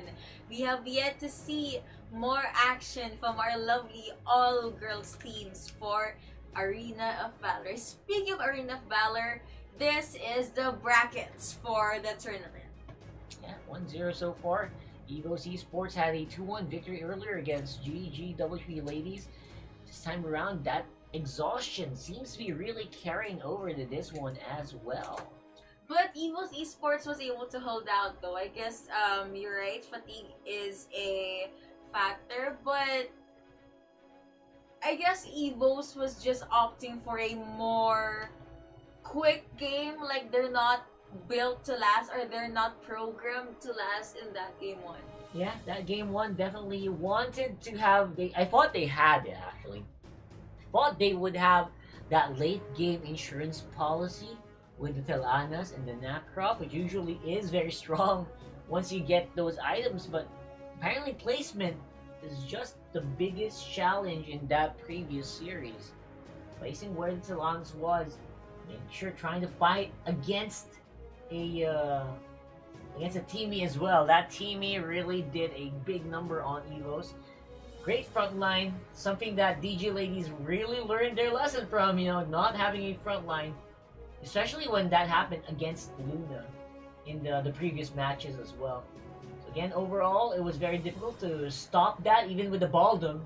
Surprisingly, even with Baldom's Wild Prison, no one actually got caught for a long time. Not that impactful, and in the end, they were just scruffling around the base, just tearing that crystal core down. I actually want to see how a series would be if Illumia and Valheim got open. But let's see in game 2 if they're gonna give those heroes up. Do not forget to share the live stream, and everyone, again, this is Grand Finals. Game 2, EVOS Esports versus DG Ladies. DG Ladies making a strong case for the championship here with that very hard-fought first game. But what gives me some light of hope for EVOS is that was such a long game. I'm not sure if that was because the draft was just so difficult to beat as well, or was it just that EVOS really wanted to arrive in the late game at the same time. But they really made it look like it was not an easy game for DG Ladies to take, and I really think because of that, really have a lot of hope for this team. Yeah. Surprisingly, I think that game was really, really close. It just so happened that DG Ladies was able to storm and get more turrets down compared to EVOS PH. So of course, ban after ban for the side of these two teams. But let's see who will be the first pick onto the side of EVOS Esports, who is now on the left side. Yep, no Hayate and no Violet for DG Ladies. Illumia still not going to be showing the combo. Again, being given away that Baldom Omen this time around, surprisingly. Banning out their own priorities here in the previous game. Honest being the priority for DG Ladies right now. It's like, we're gonna show you how to use Honest right now. And pair that off with the Baldom, so that's a very good combination. Sephara being the first pick for EVOS Esports, since Sephara wasn't banned earlier, so they're gonna try to maybe switch things up after Aloria. Let's go with the Sephara. Yes, Sephara definitely making a strong case as well. For EVOS, this has been historically great in keeping marksmen alive, controlling the mid game as well. So I like these picks coming up here from the side of Evos. Wait and see though what kind of front line they're thinking about here. Fennec locked in. Apparently they left Fennec open, so one time, I guess, just to have an assurance. But Varus making a debut finally in this series. Varus has been highly prioritized by a lot of teams here in the FSL. With a Valor, lot of potential in the mid game, a little weak in the early game when you have to really get those items. When you do, usually that ultimate really closes out a lot of matches. Actually, the thing that I like about Varus is not just her skills per se. It's that every 3 or 4 auto attack, the thing she swirls her weapons around, because that causes a lot of damage. Connect that with her ultimate, which is basically, I don't know, just shoving a mount. You won't be seeing any Liliana in this game too. I think Liliana is already a classic when it comes to these teams, especially for DG ladies. Liliana has been controlling that mid game a lot. Also something that Sephira doesn't usually want to deal with. So not surprised as well with that ban right there. Again, more of tanks. Looking for more tank bans probably for DG ladies, but they opt to go for Ryoma, removing possibility of someone diving off on Florentino right away in the early game, usually when they go solo on the top lane. And at the same time, you still have that Irie open. A lot of dueling can still happen. Quillen as well as the Richter. Is Omen open? Omen's banned out. Alright. Sorry about looking for it. But anyway, Florentino and Telanes. That's going to be a very strong combo for DG ladies. Diao-chan gets banned out though. Evos does not want to see any of that very solid lockdown. Follow it up, add it up with Telanes and Florentino's possible damage output. That's going to spell bad for them. Yeah, Florentino going to be one of those heroes that really should save the game here for DG ladies. I'm not 100% sure whether or not that's going to face off strongly against whoever's going to be picked up here, because again, there's still a possibility of a Quillen. Usually I like to see those fights. Not sure yet whether this is going to be a tank pickup or they're just going to leave the tanking up to the ball. Lindis gets picked up by our ladies right here. So let's see who will be the last 2 heroes to complete the draft for Evos Esports.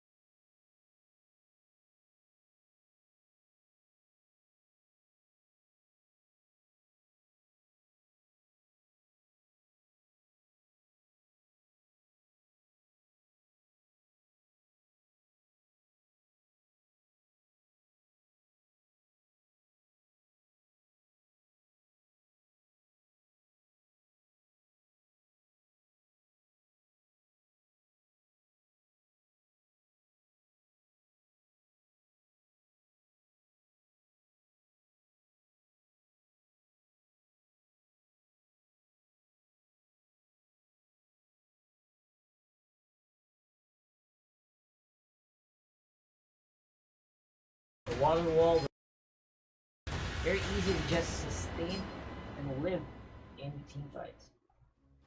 And that is the draft for our game 2 here.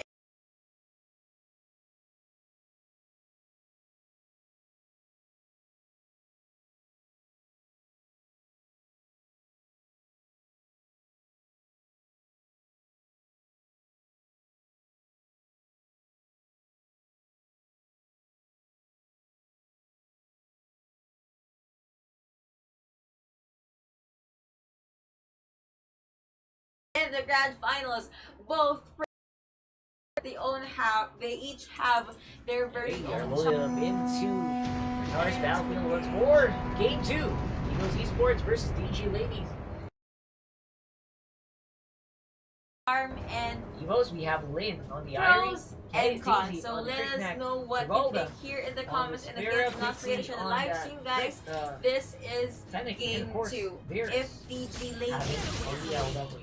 a very early aggression from the Flash here at the mid lane, enough to zone Vera's big right hero, because she's very, like what I said, she's very conditional. So it's a matter of, will Evos be able to snowball with this lineup? They are just one game away. Of course, they're going to be facing off is Lil on the ball with Kasha for FSL Circuits AoE. This should be a very interesting matchup here. We go on to Talana, whether or not this Volbit link is going to work better so everyone just gonna for DG ladies this time around rather than Evos.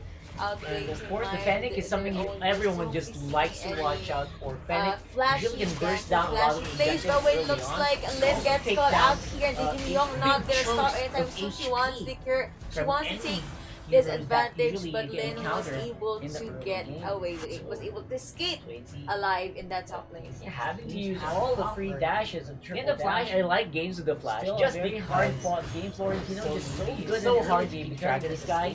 Man ganked on the bottom lane though. Oh no, Talana says hello, but of course Lil jumps in, knocks Pixie up, and Forden is here as well as a very get caught out. Gigi Myung gets stunned or gets knocked down there. Mach Punch not gonna be able to steal the buff, and Gigi Myung gonna have to walk on out. Water's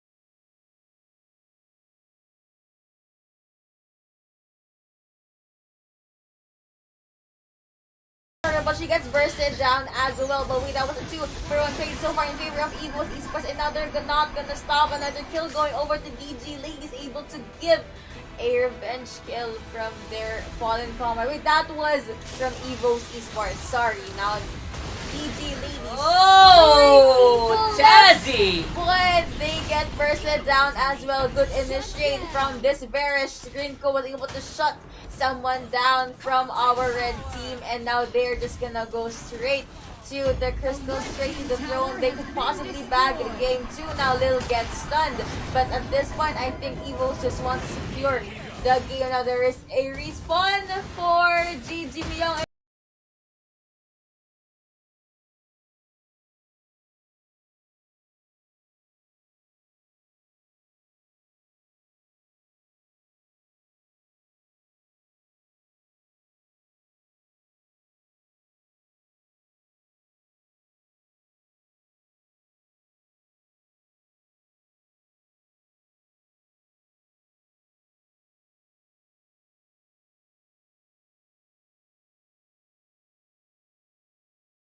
She jumps in, but that's a lot, and that is too much of an overextend to try to stay alive, but apparently was not able to do so. Lil dies. Fennec, that was a nice positioning and nice damage out, but Rinko being able to take down this Lin. Man, that was actually so close. Man, I feel like just a small confidence boost for Rinko would do a lot. Right now he's just on the back, just trying to kite, not taking any risks at all. Right now DG, they're stuck in the base again. Wow. Everyone else Evo's waiting near this Dragon Pit. This is what happened to Evo's in game 1, but now it's what's happening to DG.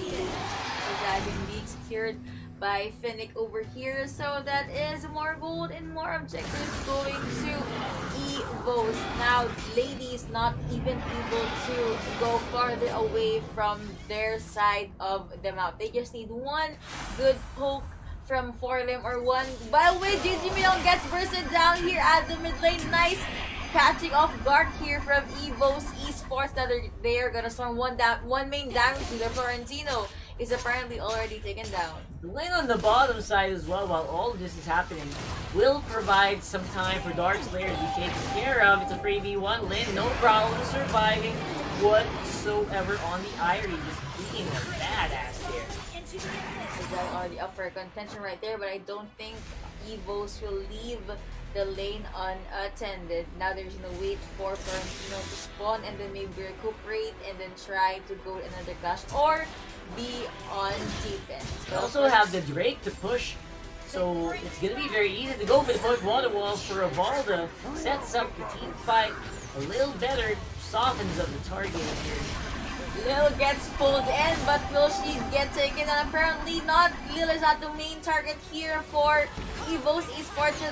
She is just at the front line. Jin Young trying to hunt someone as well, but for now Evos Esports is gonna focus on the enrage of the Soul Dragon. Finnick not doing too shabby here. Beautiful positioning, a lot better than what we're seeing from Akasha and Rinko, but I gotta say Florentino, the Flash, is not doing that much damage in the team fight. It's a very underwhelming Cyclone, and Gigi Myung getting caught out a lot in this game. Mid-game, that's technically where the Flash was doing pretty well, but I don't think she was able to bag in the kills and ramp up on damage, so that's why right now they're a bit struggling. Lin entering the base, and of course someone jumps in from the side of DG. Is that the right moment? Apparently it is not, but that works well for Evos Esports. They're able to bag 2 kills, but someone goes down on the side as well. They're able to bag another kill. That was a 2-for-1 trade in favor of Evos Esports, but now they're just waiting at the base. They're waiting for someone to overextend. They're just waiting and clearing out the waves to make sure that no one or even the waves will be able to escape the base of DG Lady. Rivalda really wants to get that damage on the Rinko Tower, not even a problem right now for Evos. This could be a push onto the core here. Fordham jumps in there, used her ultimate, but the life bars are going down. But look at that, Evos Esports just focusing onto the crystal, and that is the game 2 going over to them. That was another long fought battle, 17 minutes, but Evos Esports finally get one over against DG Ladies. And we are now tied. Everyone has 1 point. So I guess game 3 will be pretty exciting. I won't be surprised if we reach game 5, honestly. Because even in game 2, I think that was still pretty close. It just so happened that, who was that? I think it started when Evos Esports was able to do a pick-off on Gigi Myung. So Gigi Myung was just forced to stay at the back line, and Lil was doing a great time and having the time of her life, just staying and being the buff tank in the front line. But thing is, she was being ignored by Evos. They know who their supposed target is, the main damage dealers. I feel like that's just so smart of Evos as well. Basically, focusing on the Florentino once they really hammered down on that top lane, helping the Irie get ahead, and with the use of Tazi this time around, a beautiful game on the Cricknet. It was just really good to see these guys in action. That's what Tazi that I really saw in the previous series that did not really shine. This time around, made a good case for that team fight. And I gotta give it to Sephora. It worked wonders in that game, catching enemy off guard or slowing them for a bit, and from there they're just gonna try and burst them down, or of course try to just zone them out. But wait guys, don't worry, this is just game 2. We have possibly 3 more games, so Again, this is Evo's Esports versus DG Ladies, our lovely all-female teams from Indonesia. Yeah, it's pretty cool to see these guys as well in action. Can't believe it was that easy for them to win that game in the end, even though there was a Telanas, which a lot of us actually kind of expect to be such a big headache. Was a lot easier for us to deal with, for Evos rather to deal with. Yeah, surprisingly, I didn't feel the full-on damage on Delana's right there. Maybe she was just doing the initial damage, but if we're talking about bursting down or finishing the kill, no, I wasn't able to see that. Yeah, a big shame as well. I feel like Telanas could have done more. Maybe if Rinka was just a tad bit more confident with the plays that they were doing, and that did not happen. Unfortunately, of course, Evos will be tying this up again 1-1. So should be a very interesting battle. Should get rid of any jitters from Evos Esports' side as well. Just gonna recuperate, breathe in, because they need to reset as we load into Game 3. We're just waiting for the ladies to load into the lobby. Of course, That's right. Don't forget to share the live stream, like the page. We're not only casting for AOV here. We don't only have AOV as tournament. There's a lot more in store, a lot more games to all the fans out there. But of course, wait for further announcements. Yep, we'll be going on a break for like 2 minutes. We come back game 3. And Evos Esports versus DG Ladies. Stick around.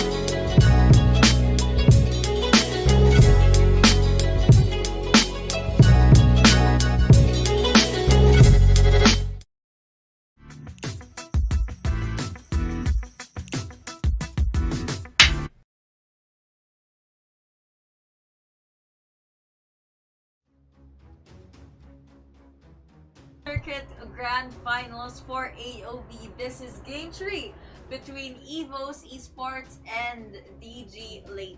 Without further ado, we are your casters. I'm Hugo. And of course, I am Rockhard. We are heading into Game 3 draft for DG Ladies versus EVOS Esports. Walking off on into the draft, we're already locked in with a Valheim and an Illumia bet. These two won't be seeing the light of day. These are most probably respect bans or lovely ladies.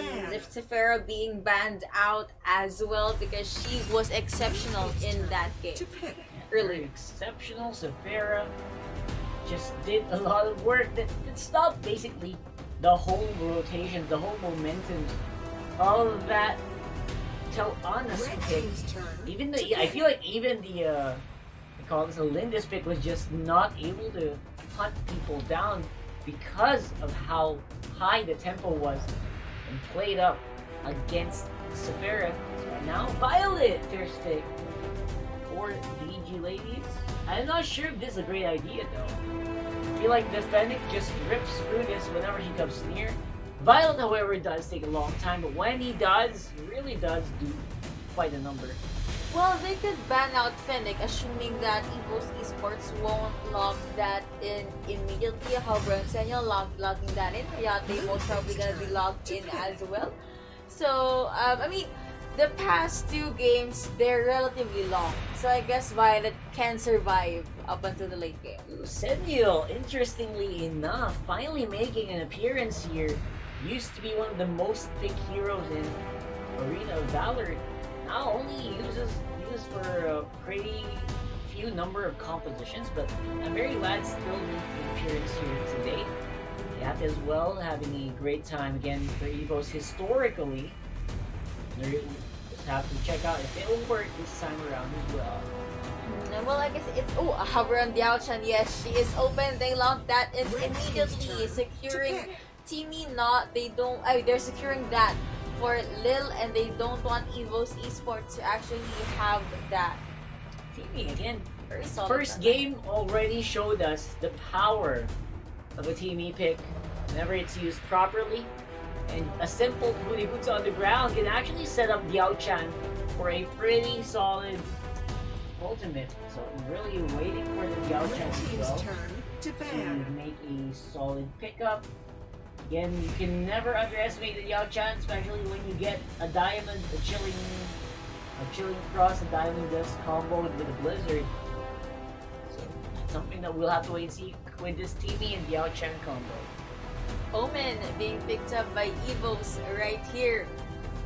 Right now, yeah, exactly. Omen is actually one of the picks that did not work out for EVOS in the first game. So I've been a little bit surprised to see that Omen is gonna be in the pickings here and will be locked in as well.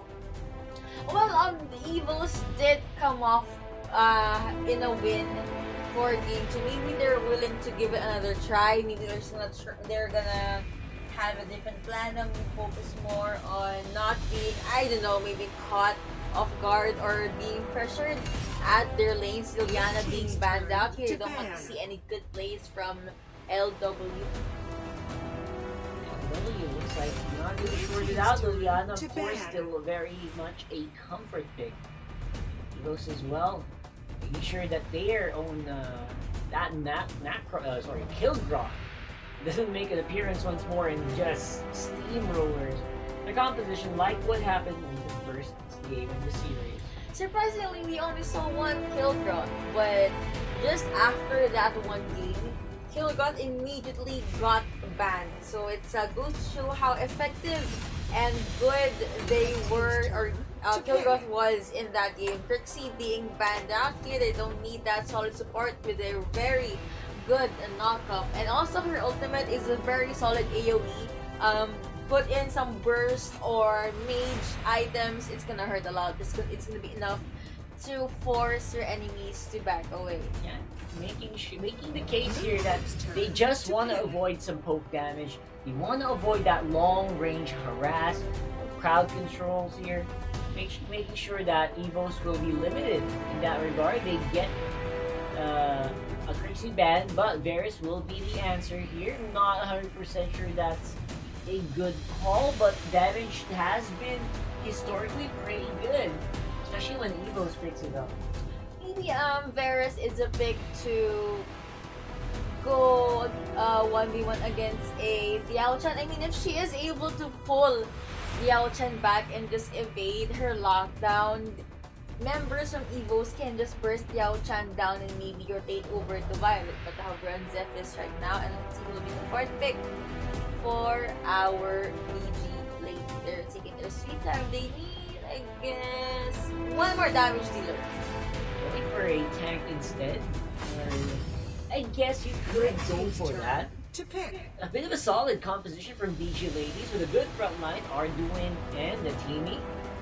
And Zephyrus is a bit of an odd man out. Will probably be left to solo the lane if not the Arduin have someone roam around and just make sure the mid lane doesn't get overrun.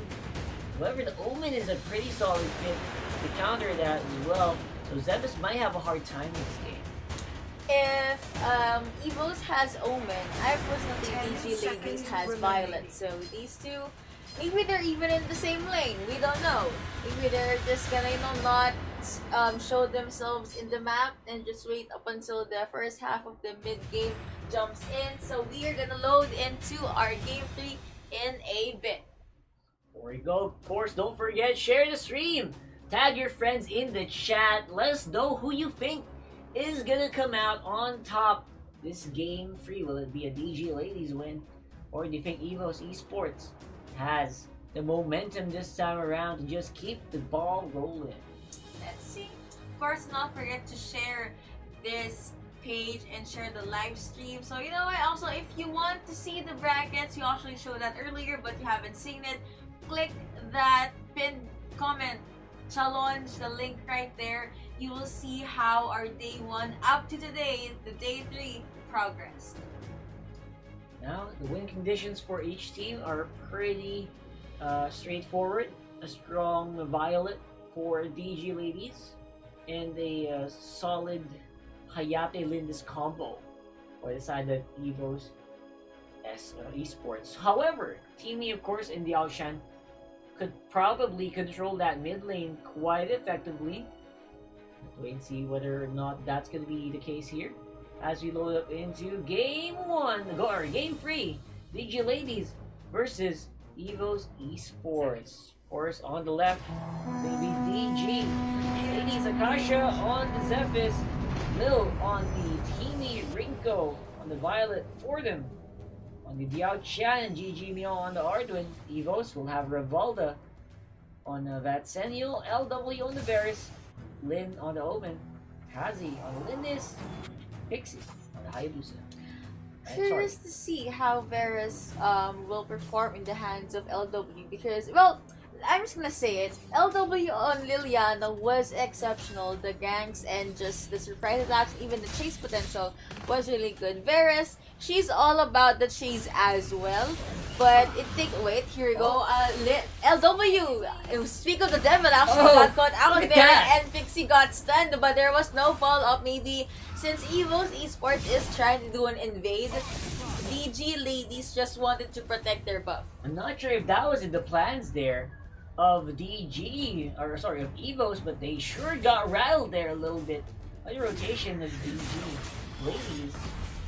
And gets knocked up, but just decided to back away. Of course, Evo's not gonna stop with the invade. They still want to starve their opponents off the farm. 1v1 here at the bottom, but that's just a handful of love taps since they're both pretty tanky. Well, Hayate is pretty soft, but Lil just don't have enough damage output yet. For them, they're gonna retreat for now, gonna stay under turret. Well, Varus and Ravida going over to the jungle area, going towards the top lane. I'm very excited for level 4 here for them. And Diao-chan and Teamy, again, we're still waiting for that combo to make an appearance. We saw Pixie having a hard time in the bottom lane as the Hayate. This could be a pretty easy Abyssal Dragon take here in the bottom lane. Oh, a superhero landing, but of course Ravida was able to get away. She got locked down for a bit though, but she didn't mind receiving a handful of damage yet. So far, no solid damage output yet, but they are focusing on just the objectives. Everyone from Evo starting to collapse here around the Abyssal Dragon area. Akasha dives in, tries to go for steal, will not have his Pixie, gets it up. Lin, well, will be locked in. No ultimate yet for that Yao Champ, but still gets first blood. Alrighty, and now this is the chance for DG ladies, and Lil actually jumps in trying to chase down this Pixie, but double kill going over to Diao Chan. This is why you ban that Diao Chan. So much area of effect. Crowd control did not even need the ultimate in that exchange. Just went all out with chilling. Frost. My god.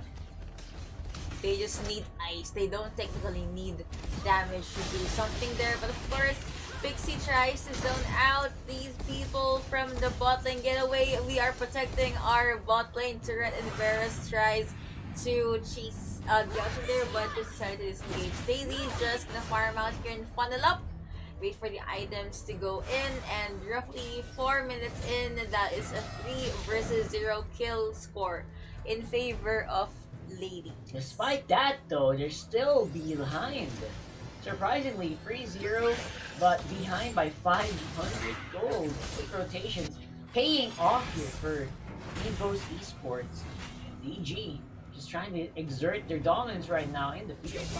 I think the initiates won't matter much or won't be too pressured on the outside, because they're gonna look at Gigi Miyong's knockout. Speaking of being knocked up, Bill jumps in, was able to stun Pixie, but there was not a follow-up on Rinko. But hello, here goes for them. Probably gonna try to bait out that Pixie to try and go in and engage, but Pixie is a long range hero. Varus jumps in. She gets stunned. She received a lot of damage from Rinko right here. Yeah. And LW is there as well here at the front line. Wasn't able to pull that Akasha, but Lynx was able to take down Gigi Miyong at the mid lane or top lane. I think that was top lane. Right there on the top lane. However, it's Dragon. It'll be a big area of contention here. DG still very healthy around the bottom lane. Again, Angelic Splendor is now still on cooldown because of that engage on the bottom side. So that Senyo not going to be able to respond just with the ultimate. Okay, Ravida right here jumps towards Ringo, but look at the damage out with a beautiful follow-up on the Pixie right there. Commendable, but it didn't just do the trick. They weren't able to secure a kill. There's so many resources being burned. Evos, they have a pretty good grasp of this game while it is going on longer and longer. You have everything they want. They're in a position where they're getting the Abyssal Dragon. They're getting all the gold on the map to almost 2,000 gold lead for the red side squad. Alright, Rinko just right here trying to maybe get the buffs, but Evo's Esports, they're at this very slowly. They're trying to invade and make sure that DG Ladies is distracted, but another red defense tower is being taken down. Where it's just at the mid lane. Daisy and Pixie just at the bot lane. Yeah, on the top lane though, it's looking really bad here for Evo. She gets stunned, she gets knocked up, but there was no follow from Akasha. But now here we go. Hello, says this Ravida. She jumps in, able to catch Gigi Miyong, but of course here goes the fourth. A very nice timing. Here goes Daisy as well, who will die first. Looks like she's being boxed in. Apparently she does go down. That is one very intense death from the side of Evo's Esports. Gigi Miyong being chased. She is very slow. I don't think she was even enough. She's not gonna last right there. And 4 members for Evo's Esports chasing this for them right now. Someone does want to teleport but cancels as well. Lynn gets stunned. Daisy just gonna mind her own business for now. That was a 1-for-2 trade in favor of Evo's Esports. Fortum didn't even have the chance to use the ultimate. That's how fast-paced Evos is playing in this game.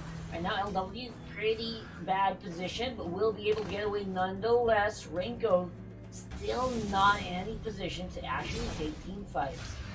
She actually has the damage now. But speaking of damage, looks like Ravida, one of the main damage dealers and a solid initiator here, got targeted by a Lil LW. Just gonna go over there at the mid lane, and Pixie just still taking her time with the farm. Viola, oh no, she gets one up by DJ May, 1v1 right here. Who will win? But of course, LW is there to save the day. I got you, fam, said LW, and Rico just gonna clear out the jungle area right here. You want to go for that Abyssal Dragon soon. Get that Cruise Eagle for vision.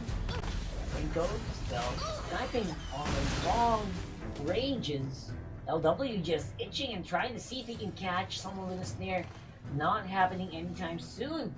DG Lady is also playing really safe in this one. An ideal setup for Evo's esports. One of the ideal setups at least. But by the way, Lin gets knocked out. But of course, Tazi is right there as well. But the damage is not enough. Looks like Lin will just be forced to back away. Hello, says Ravida. They were able to box in 2 members from DG Ladies. And that is one casualty on the side of the ladies. As I was saying, an ideal setup for Evo's esports is Ravida jumps in, and Varus, or LW, will use her ultimate. That will dish out a lot of damage, and maybe Dixie can just free hit since she has quite some range just free from the sides. Yeah, free hit.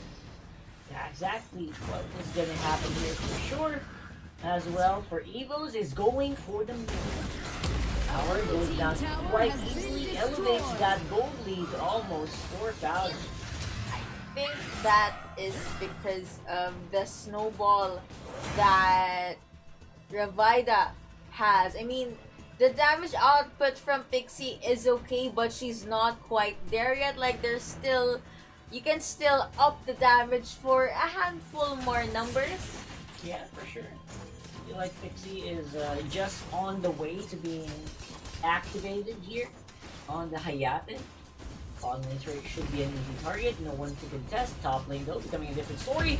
3v1. Blizzard takes down Lin finally. They realize Ravida is the one with the solid initiative, so let's try to box her down, but she dives away from the crowd, still under turret, and I think that there was a backup, but a bit too late to the party. Akasha rotating over to the mid lane. They don't actually have any target there, but they forgot Pixie. Pixie is just staying at the bot lane, able to bag 2 turrets. Valor is bullying his way towards the jungle here of DG Ladies. Gets that buff as well. Tries to at least, but will not actually be successful. Abyssal Dragon, another easy target for Evos. That goal is gonna start to skyrocket. Abyssal Dragon killed by Evos right here. Man, Evos, they have the control. They are having a good time. But wait, again, nothing lasts in this game. What can DG Ladies do though is maybe, at least maybe, take or catch Ravida by surprise. With Akasha jumps in, targeting Pixie. Pixie forced to go back there on the turret stickers out, but apparently they still want to go with the chase. Varus right there. Rinko snipes her down, but it just wasn't enough. GG Miyong forced to defend the top lane with 2 members of Evo's Esports apparently split pushing there at the top lane. One blue defense started being taken down as well. LW tried to use her ultimate, was able to pull someone right there, but they both get stunned, and now Lil right there, and Akasha tried to save her team, but now she is a sacrificial lamb. Look at the life bars of DG Ladies right now being demolished. As another kill going over to Evo's Esports, and then not anytime soon. Tazy bags another kill as well, and now 2 members on DG Ladies forced to defend Evo's. They are storming into their enemies' base. 4 of them probably already up, but that is 3 members of Evo's slowly and lurking into their base. Basically ignoring the rest of DG while everyone from Evo's just goes for the tower. Dive in by Revolva as well. Turret did not stand a chance. Renko almost got killed there onto Lim, but will still manage to survive. Not even 12 minutes in the game. 2 inhibitor turrets already down for the side of DG Ladies. Rinko apparently already hurts now, so all she needs is a very good setup. But how will you get a good setup when literally Ravida can just dive into your face anytime Darkslayer has been taken down, and now Ladies forced to back away. They do not want to force a fight because it could spell bad for them. Yeah, really looking bad here for DG. I mean, even though they were trying to go for the Dark Slayer, Evo still had enough HP to actually scare them off. That's how scary Evo is right now. Not even utilizing any ultimate. Just keeps pushing and keeps taking the fight for their favor. Look at these two just waiting for them. We are waiting for their skills to go on cooldown. LW down to the last 3 bars of her health. Uses ultimate to try and get away, but here at the mid lane, Pixie was able to evade a gank as well. And now DG ladies, who will be their next target? How will they recuperate right now? Lil gets caught. Oh no, she's being boxed in. Goodbye. Ravida jumps in as well. Gigi Myung is the next target, but two people actually got stunned and got knocked up. Nice initiate from Gigi Myung, but apparently it is just not enough. There was no follow-up, and now along with the Drake, Evo's Esports is storming into the bot lane of the DG ladies. Two of them rotating over to the mid lane. One on the top and one at the mid, while other 3 are applying pressure at the bot lane. Split push for days, mate. Oh no, who do you actually focus on here? One bad call from the team here resulted in such a huge catastrophe here. 4 DG ladies, tower will go down. You know the fight is gonna be Varus LW, not afraid at all. So Evo's gonna go for the core. And I think that will be all she wrote. 2 hits will do it. They will just keep killing non-stop. The dives are real. Resurrections cupping in, but looks like it's not enough to stop Evos from rampaging in this game. A 10,000 gold lead, and they get the core 2-1 against DG Lady. Good defense from DG ladies right there, but they weren't able to see LW rotating over to the farther back part of the throne, and apparently that was just a game. That was game 3, so 2 points going over to Evo's Esports. That was actually relatively quick compared to the other games we've had today. Yes. Evo's really had the opening. They saw that Lil was out of position just once. 0-3-3. Lil did not die a lot in that game, but when he did in that last one, was just an unprecedented disaster for DG ladies. It was very punishing because there was no one to absorb the damage that Ravida has to give out. Actually, I've got to commend Ravida in that game. It's not just all about the damage, but her initiates, her jumps, her dives is always so on point and so confident that Evo's Esports doesn't even mind letting her go first or jump in first before they're the ones that's gonna be in charge with the follow-up. Yeah, that is the reason why previously a lot of the games were actually determined. A lot of the seasons past of Arena of Valor, we've had a lot of times when that Sentinel pick just made such a big difference. Not only does it dive in and teleport globally, but it also heals your teammates. So Evo's really made full use of that guy, had a lot of tankiness, a lot of crowd control as well, and that is why we want Sentinel picks before. I mean, he was a bit nerfed, a bit adjusted, but the essence is just right there. You can really feel it. And it worked so well for the draft.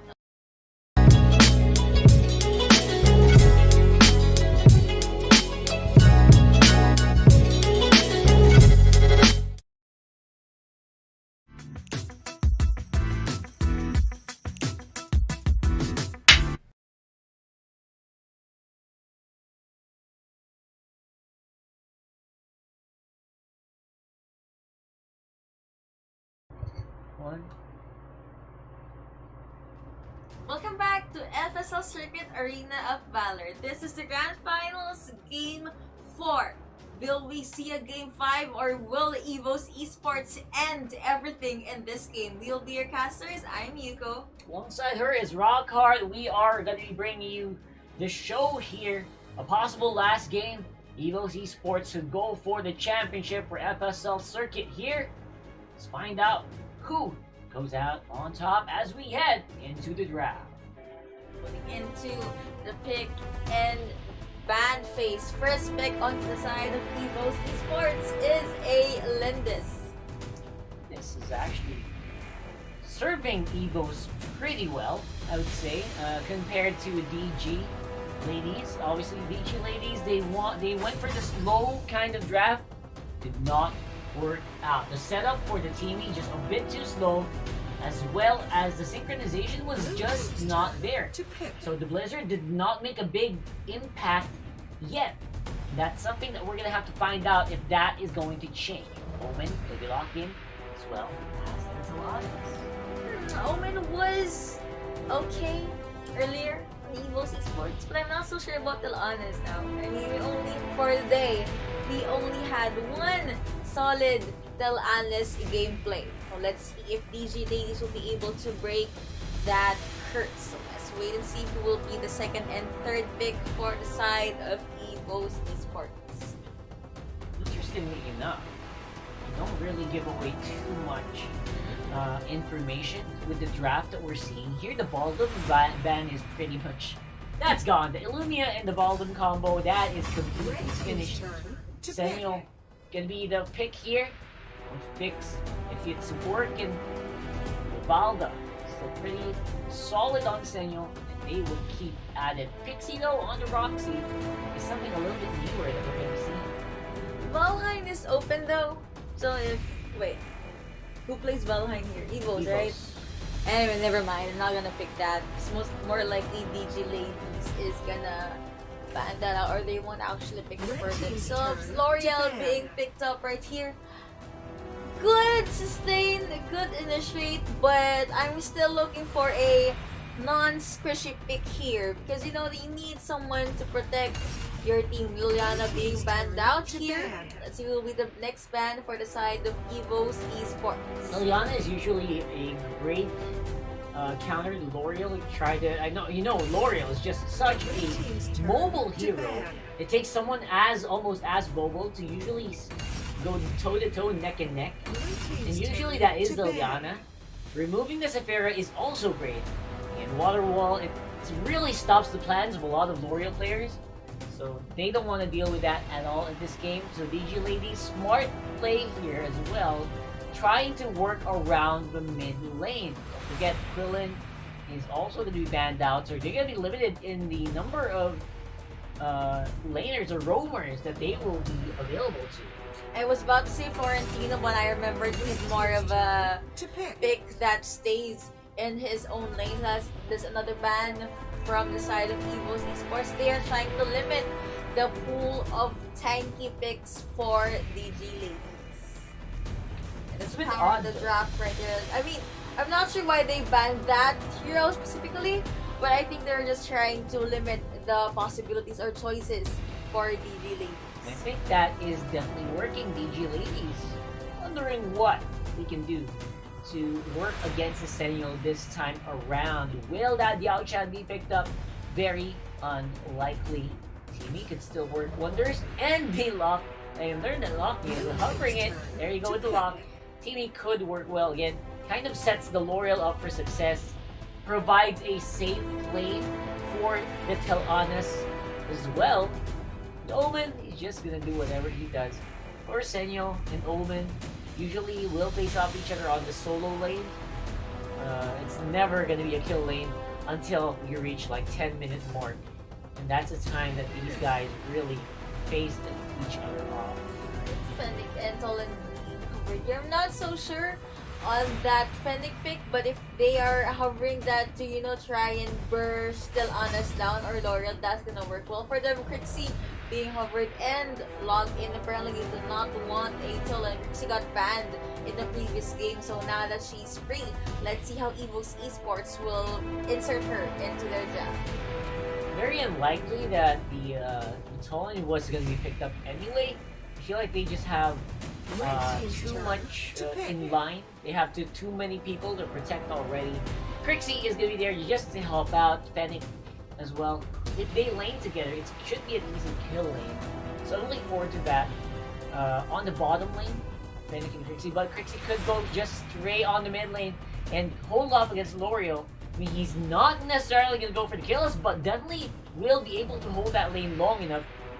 And maybe the Fennec will be done farming by the time the mid lane needs more attention. I remember that in game 2 or 3, Fennec was alone in the bot lane, so maybe they're gonna redo that. But the last pick for the side of DG Ladies will be a Ryoma. Ryoma, not bad at all. I would say kind of in the middle here. I was surprised. I was expecting Omen to go for solo, but Ryoma definitely gonna be one pretty strong on the roams. So, question mark is who's gonna go for solo, Ryoma or Omen? Most likely Omen, but I want to see Ryoma also just have a hard time here in this game. Well, we see Ryoma trying to roam around in different games, so I guess both teams, they want to do something different now to try and open up one of their surprises. So again, this is game 4, possible last game if Evo's Esports is able to bag this, but if they don't, we will move further into a game 5. Who will be your winner? Who is your top pick? Share the live stream, like the page, and support the lovely ladies right here. Yep. Slow it down. Maybe, just maybe, DG can push it into a game 5. But we have to take note, in that previous game, Revolga just really went crazy here on Visenio.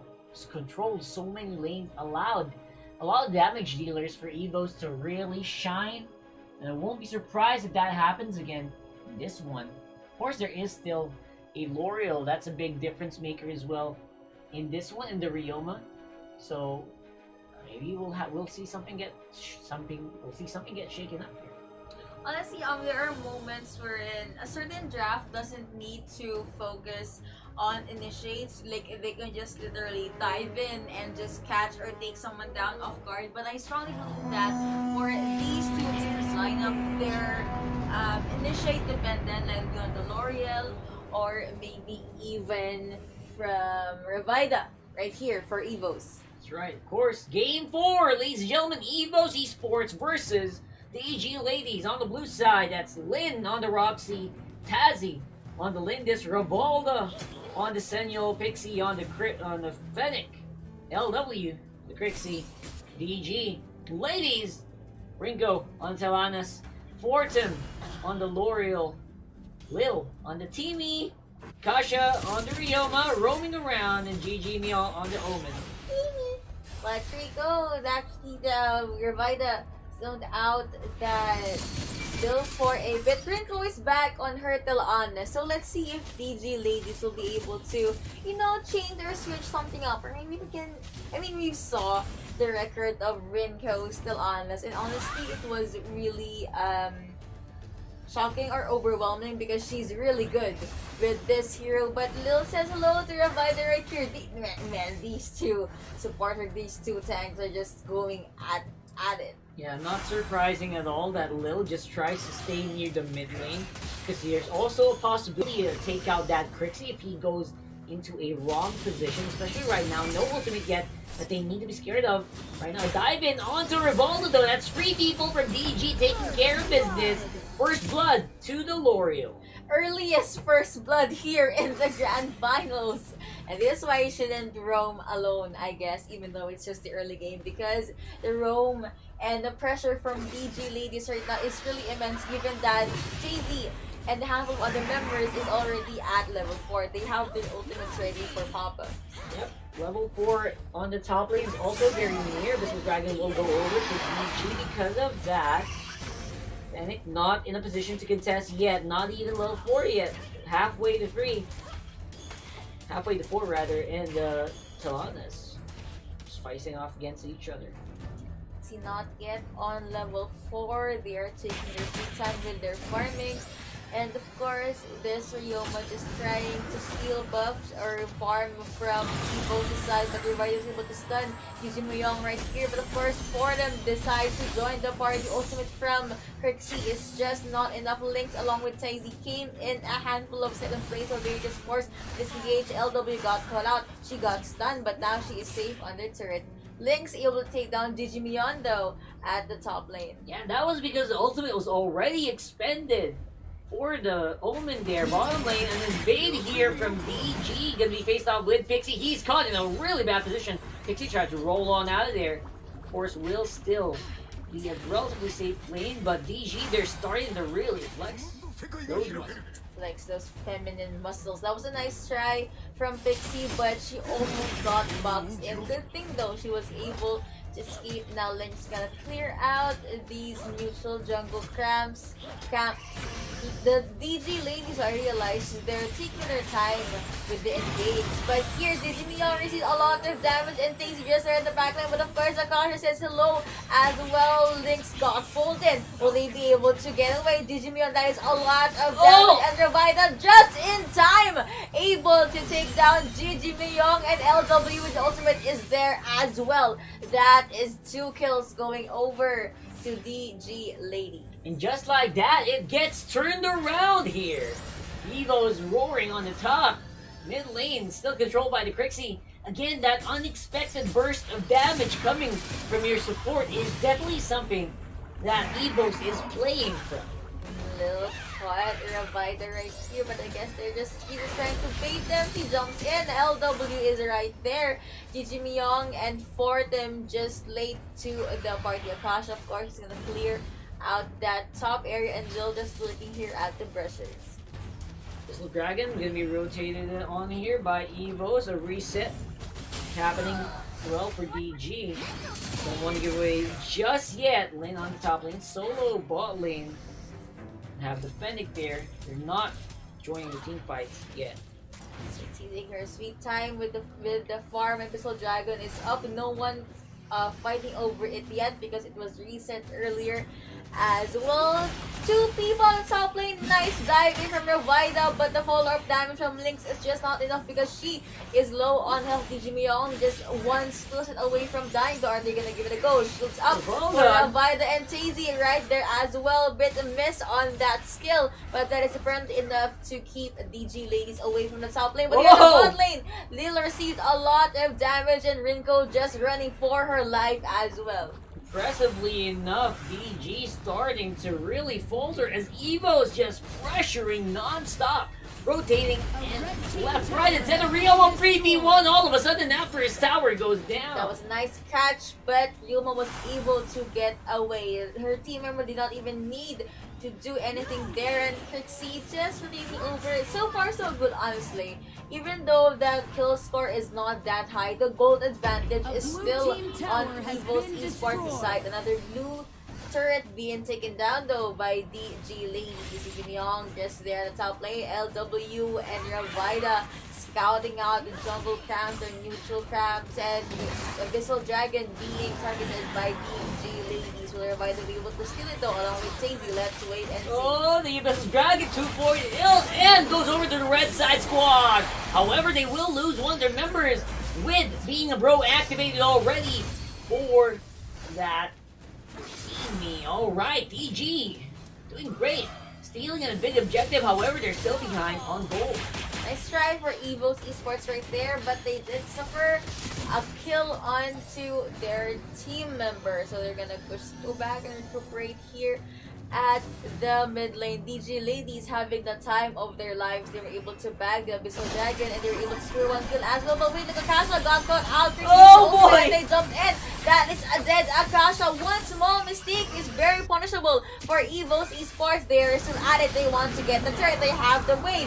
What will they do? TV is of course at the front line, making sure that he will be the one that will be submerged in damage. But Evo's esports still not giving this up. They still want to go. They want to go on the turn. The defense tower being destroyed along with Fordham. She got stunned. She was able to get away, but no, she got bursted down. That is life bar after life bar going down. On the side of Evo's esports, they do not want to stop double kill going over. Stop it! Trixie and Akasha revived, but of course you literally just revived, but you're dead once again. That is a lot of kills going over to Evo's esports. That was a 3, actually maybe even 4.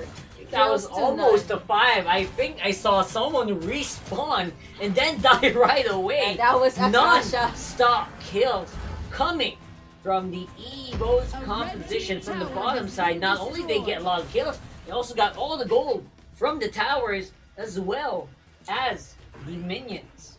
Man, they're stomping the game right now, leaving DG ladies with a lot of questions like what should we do? Who will be target first? Because the sync is real for Evo's esports right now.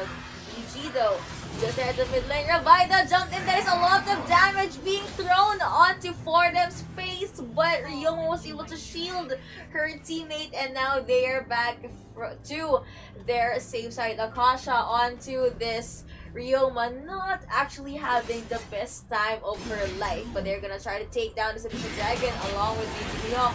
Evo's esports is far away from the objective. This is the perfect time, but however, they're in the top lane. Dark Slayer has been taken down by the blue team, with Abyssal Dragon being taken by the red team. So that's a pretty not fair trade. Giving the Dark Slayer buff to a team that's already snowballing and starting to look unstoppable, they should have just contested. But for the meantime, looks like that will mean that the Dark Slayer buff will go over to Pixie and will have a chance to go for a big push on the top lane while everyone's busy. Again, the big problem with this composition is, again, that Ryoma roaming makes it so easy to take down. However, Pixie might be making the same mistake. We'll be able to roll on out of there. Actually, I think it's okay that DG ladies tried, not actually tried, secured that Abyssal Dragon because they want to don't not have enough deficit on the gold. But then again, giving away Dark Slayer is a bad omen or a bad thing to do. Lil got knocked up there, but apparently she will live to see another day. 1v1 against LW that apparently hurts a lot. And now Kasha, that is a lot of damage onto her face. Ryoma not actually having the best time of his life, and now Evo's esports just gonna take down that tower at the bot lane of DG ladies.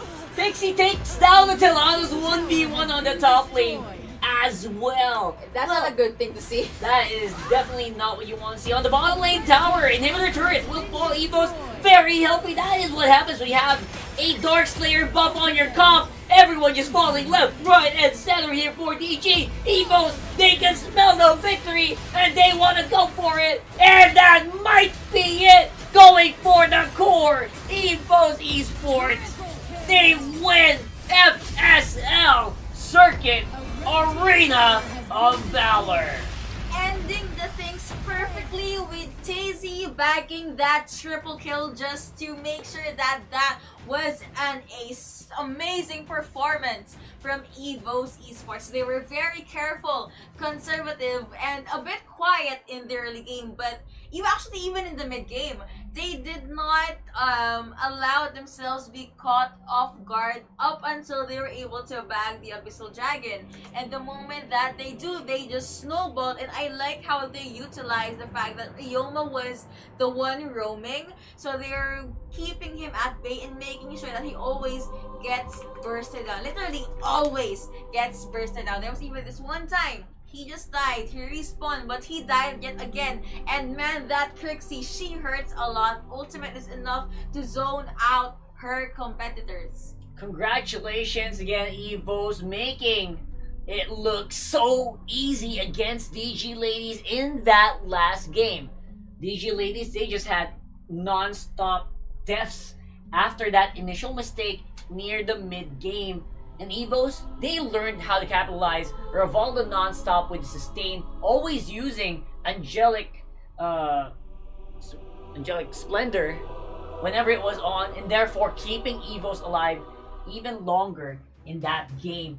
Congratulations. GG WP, that was a 3-1 score in favor of Evo's esports. We're gonna show the brackets right now, and day 1, day 2, here we go. Finally, we have our champions, Evo's esports. What an amazing 3-day tournament for our all-girls team here on AOV. It was a long and winding journey, but eventually they made it to the top, only losing once, and twice rather, in this whole tournament. Once against GG Well Played Ladies and the DG Ladies this time around. Evos, though, showed that they are the superior female esports players here for Arena of Valor MSPID region. Solid team plays, and Ravida, man, every time she jumps in, it was just always phenomenal. She was always being able to catch one or two heroes off guard, and it just worked so well for Evos because in that moment they were able to ramp up the damage and the burst. But again, that has been it. Thank you so much to everyone that watched since day 1, series 1, game 1, and now finally this is the last game. This is the end. Thank you so much for liking and sharing the live stream. We hope you will keep on supporting this and our future tournaments. But of course, we have been your casters. I'm Yuko. And of course, I am Rockhart. It has been a pleasure. And you just witnessed FSL Circuit, of course, Arena of Valor. We will see you guys next time for more. See you soon.